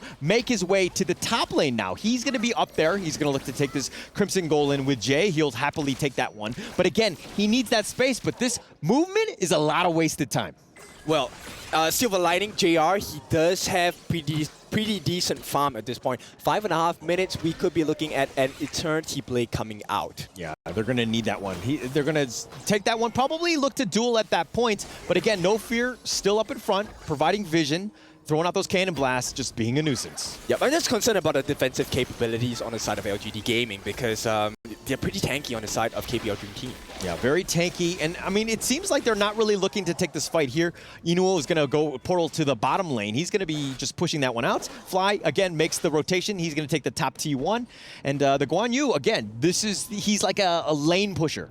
Yep, they're just melting the turrets down, right? A lot of structural damage, and most importantly, this leads into, map control. And KPL Dream Team, they can be so suffocating with it. Yeah, with that, I mean, Fly has actually had to make the rotations. He's a little bit behind in terms of levels with Xiang, who has just kind of been camping out in that lane. He's been sticking there. But again, Inuo will be pushing the bottom lane. How much farm can he get? It's pretty difficult at this point because I think LGD Gaming are going to start playing a little bit more safely. Okay, all right. It looks like they're going to go for the Azure Golem. Just, again, contest. Pong still up in front. It looks like he's going to just let them go. LGD Gaming do secure that one, though. Yep, it's all about the timing right now. KPL Dream Team, they have the prio on the lanes. The lanes are pushing in. So this is a perfect opportunity to look around the map. What else can we achieve? It could be a potential flank there by the KPL Clash Laner Fly. KPL not giving up the Crimson Golem. They're going to take that one, and they're just going to zone them away. Pong will be up in that one. Again, just he's got the level advantage. He's starting to kind of pull away. Musang King is looking to play a little bit riskier in terms of the invade, but he's going to actually back off. And some of those steps, I mean, it doesn't seem like much, but again, it's just wasted time. But as they're going in for this one, Pong on the backside, he's going to go 1 versus 4. He needs to be careful, but Musang King is in the duel. He's going to go down. Inuo showed up at the right time. Xiang now, Jay's going to be killed. And it looks like they're going to back off at this point, but they've gotten 3 kills, a double going the way of Fly. Yep, this is a painful one, but Fly, he's going to help the team complete. The rest, No Fear, will not use the Cannon Blast, but JR taking a huge risk, though. A huge risk. He's going to step back, provided a lot of space. You've gotten the kills. And again, just more room to push wrong, just pushing it ahead. And they're going to look to take this T1 or at least put some chip damage on it. Yep, so you can see the benefit of this drop, right? KPL Dream Team, just a different class. 5 different members, 5 different control methods. They split the fight. Once again, LGD Gaming, they can't figure out what the win condition is against the likes of KPL Dream Team. Yeah, Fly just diving the towers. Oh, look at the perfect. He just barely survives. Fly right there, just diving in between towers. It was like the Venn diagram. He does survive. But Musang King now, he's going to look. He just wants to get his own farm. He needs to get going. Literally 2 levels behind Pong at this point. Really, like a rough situation. Yep, and I was talking about them being a little bit tanky, right? But this is complemented by the damage as well. Savagery of Kiraso Savagery on the hands of this Guan Yu for Fly. And he's going to have the Blazing Cape shortly. Adding on to that, the additional armor pierce from the Meteor. Making a lot of damage, taking away a lot of life from the side of LGD Gaming already. Yeah, and look at Inuo. He's got the net worth advantage. He's taken over from JR, who had a slight edge going into the early game. Did have that, that first blood head start, so to speak. But now LGD on the defensive, basically just like trying to get as much farm as possible, whatever is littered around the map. Yeah, they're kind of being boxed in, right? And this is the perfect situation for the side of KPL Dream Team. Yeah, and it looks like the bottom lane is going to be pushed. Set Sail does connect onto 2, slowing it down, but the minions are looking to just kind of slowly make their way up. Yuan is going in for this one. No, he's going to list that back out, excuse me. Fly in between, just pushing the lanes. Again, just creating space, and he's done a little bit of chip damage, at least in the top lane. Yep, it's all about sinking the waves once again for the side of KPL Dream Team. 5-1, not exactly a very heavy kill game for either side, right? But you can see the structural damage that KPL Dream Team have laid upon LGD Gaming, starting to show very huge cracks between the two. Okay, Honor of Kings is not about kills. I know it seems weird. It's all about objectives, and KPL Dream Team is playing the objective game to the T. They've kind of forced them out, and again, it's not about getting massive number of kills and to pad that KDA. It's about just taking all of the objectives and, again, taking the crystal in the end. Exactly. A very strong understanding from the side of KPL Dream Team. And, of course, they want to make it perfect because this is the potential last game of the series. KPL Dream Team, they don't want to miss out. Oh, don't you kind of feel like LGD Gaming are playing a little bit scared at this point? Yep, I mean, you can understand why, right? Because if they make a mistake, they get punished for it and they lose the game, it's game over. Yeah, and it looks like, you know, KPL imposing their will on the enemy team here as they take both objectives back to back, both the Shadow Overlord and the Shadow Tyrant. That's going to push an LGD Gaming right now, grasping at straws, trying to find themselves some sort of space, some sort of gap. But Xiong, oh, he flashes back. He's got the shield. Fly goes in, gets the charge, and he's going to knock him out. He's going to get the kill. Pong going deep. He doesn't care. He wants those kills, and now he's turning it on. And it looks like Busan King and Jay, the last two remaining, double kill with Pong, and they look like they're going to get more. JR is down for the count as well, and Busan King, he's getting pinballed between all four of them, and it looks like he's going to go. Eventually, he will fall. Yeah, but they're left with 3, and this could be number 3 for the side of KPL Dream Team. It all falls down onto Zhe, but what can he do against the likes of the members of KPL? He's gonna try, it's not gonna work as the Vanguard approaches. Aced for the side of KPL Dream Team. It's looking like a closer here. And this is looking like it's going to be it. I mean, yes, Zihong, JR, Xiang back on the list. That Crystal, though, has taken so much damage already. The Vanguards are pushing, but it looks like KPL Dream Team are like, hey, we have plenty of time. We're up 8K. It's only 11 minutes. We're going to back off and just kill you in the next wave. We'll give you one last stand, and this has to count for the side of LGD Gaming. This is tournament life on the line. No blemishes so far for KPL Dream Team, and it looks like it's going to be kept that way. Yeah, it's looking to be kept that way. LGD Gaming here just trying to defend, push things out, slow it down. How do you do it when, you know, almost everyone from KPL Dream Team can jump on you. They can ambush you. They can find things out and just make, you know, again, they have a far superior team fight. Yep, and the range, the reach they have is extremely far.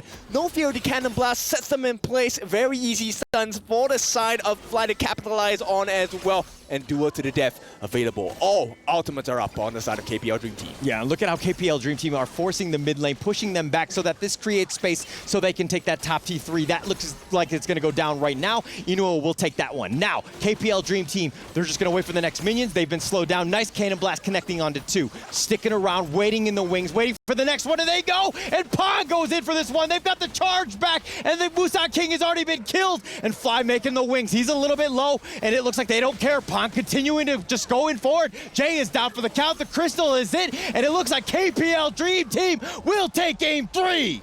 This is a masterclass coming in from the boys of KPL. That's why they call the Dream Team.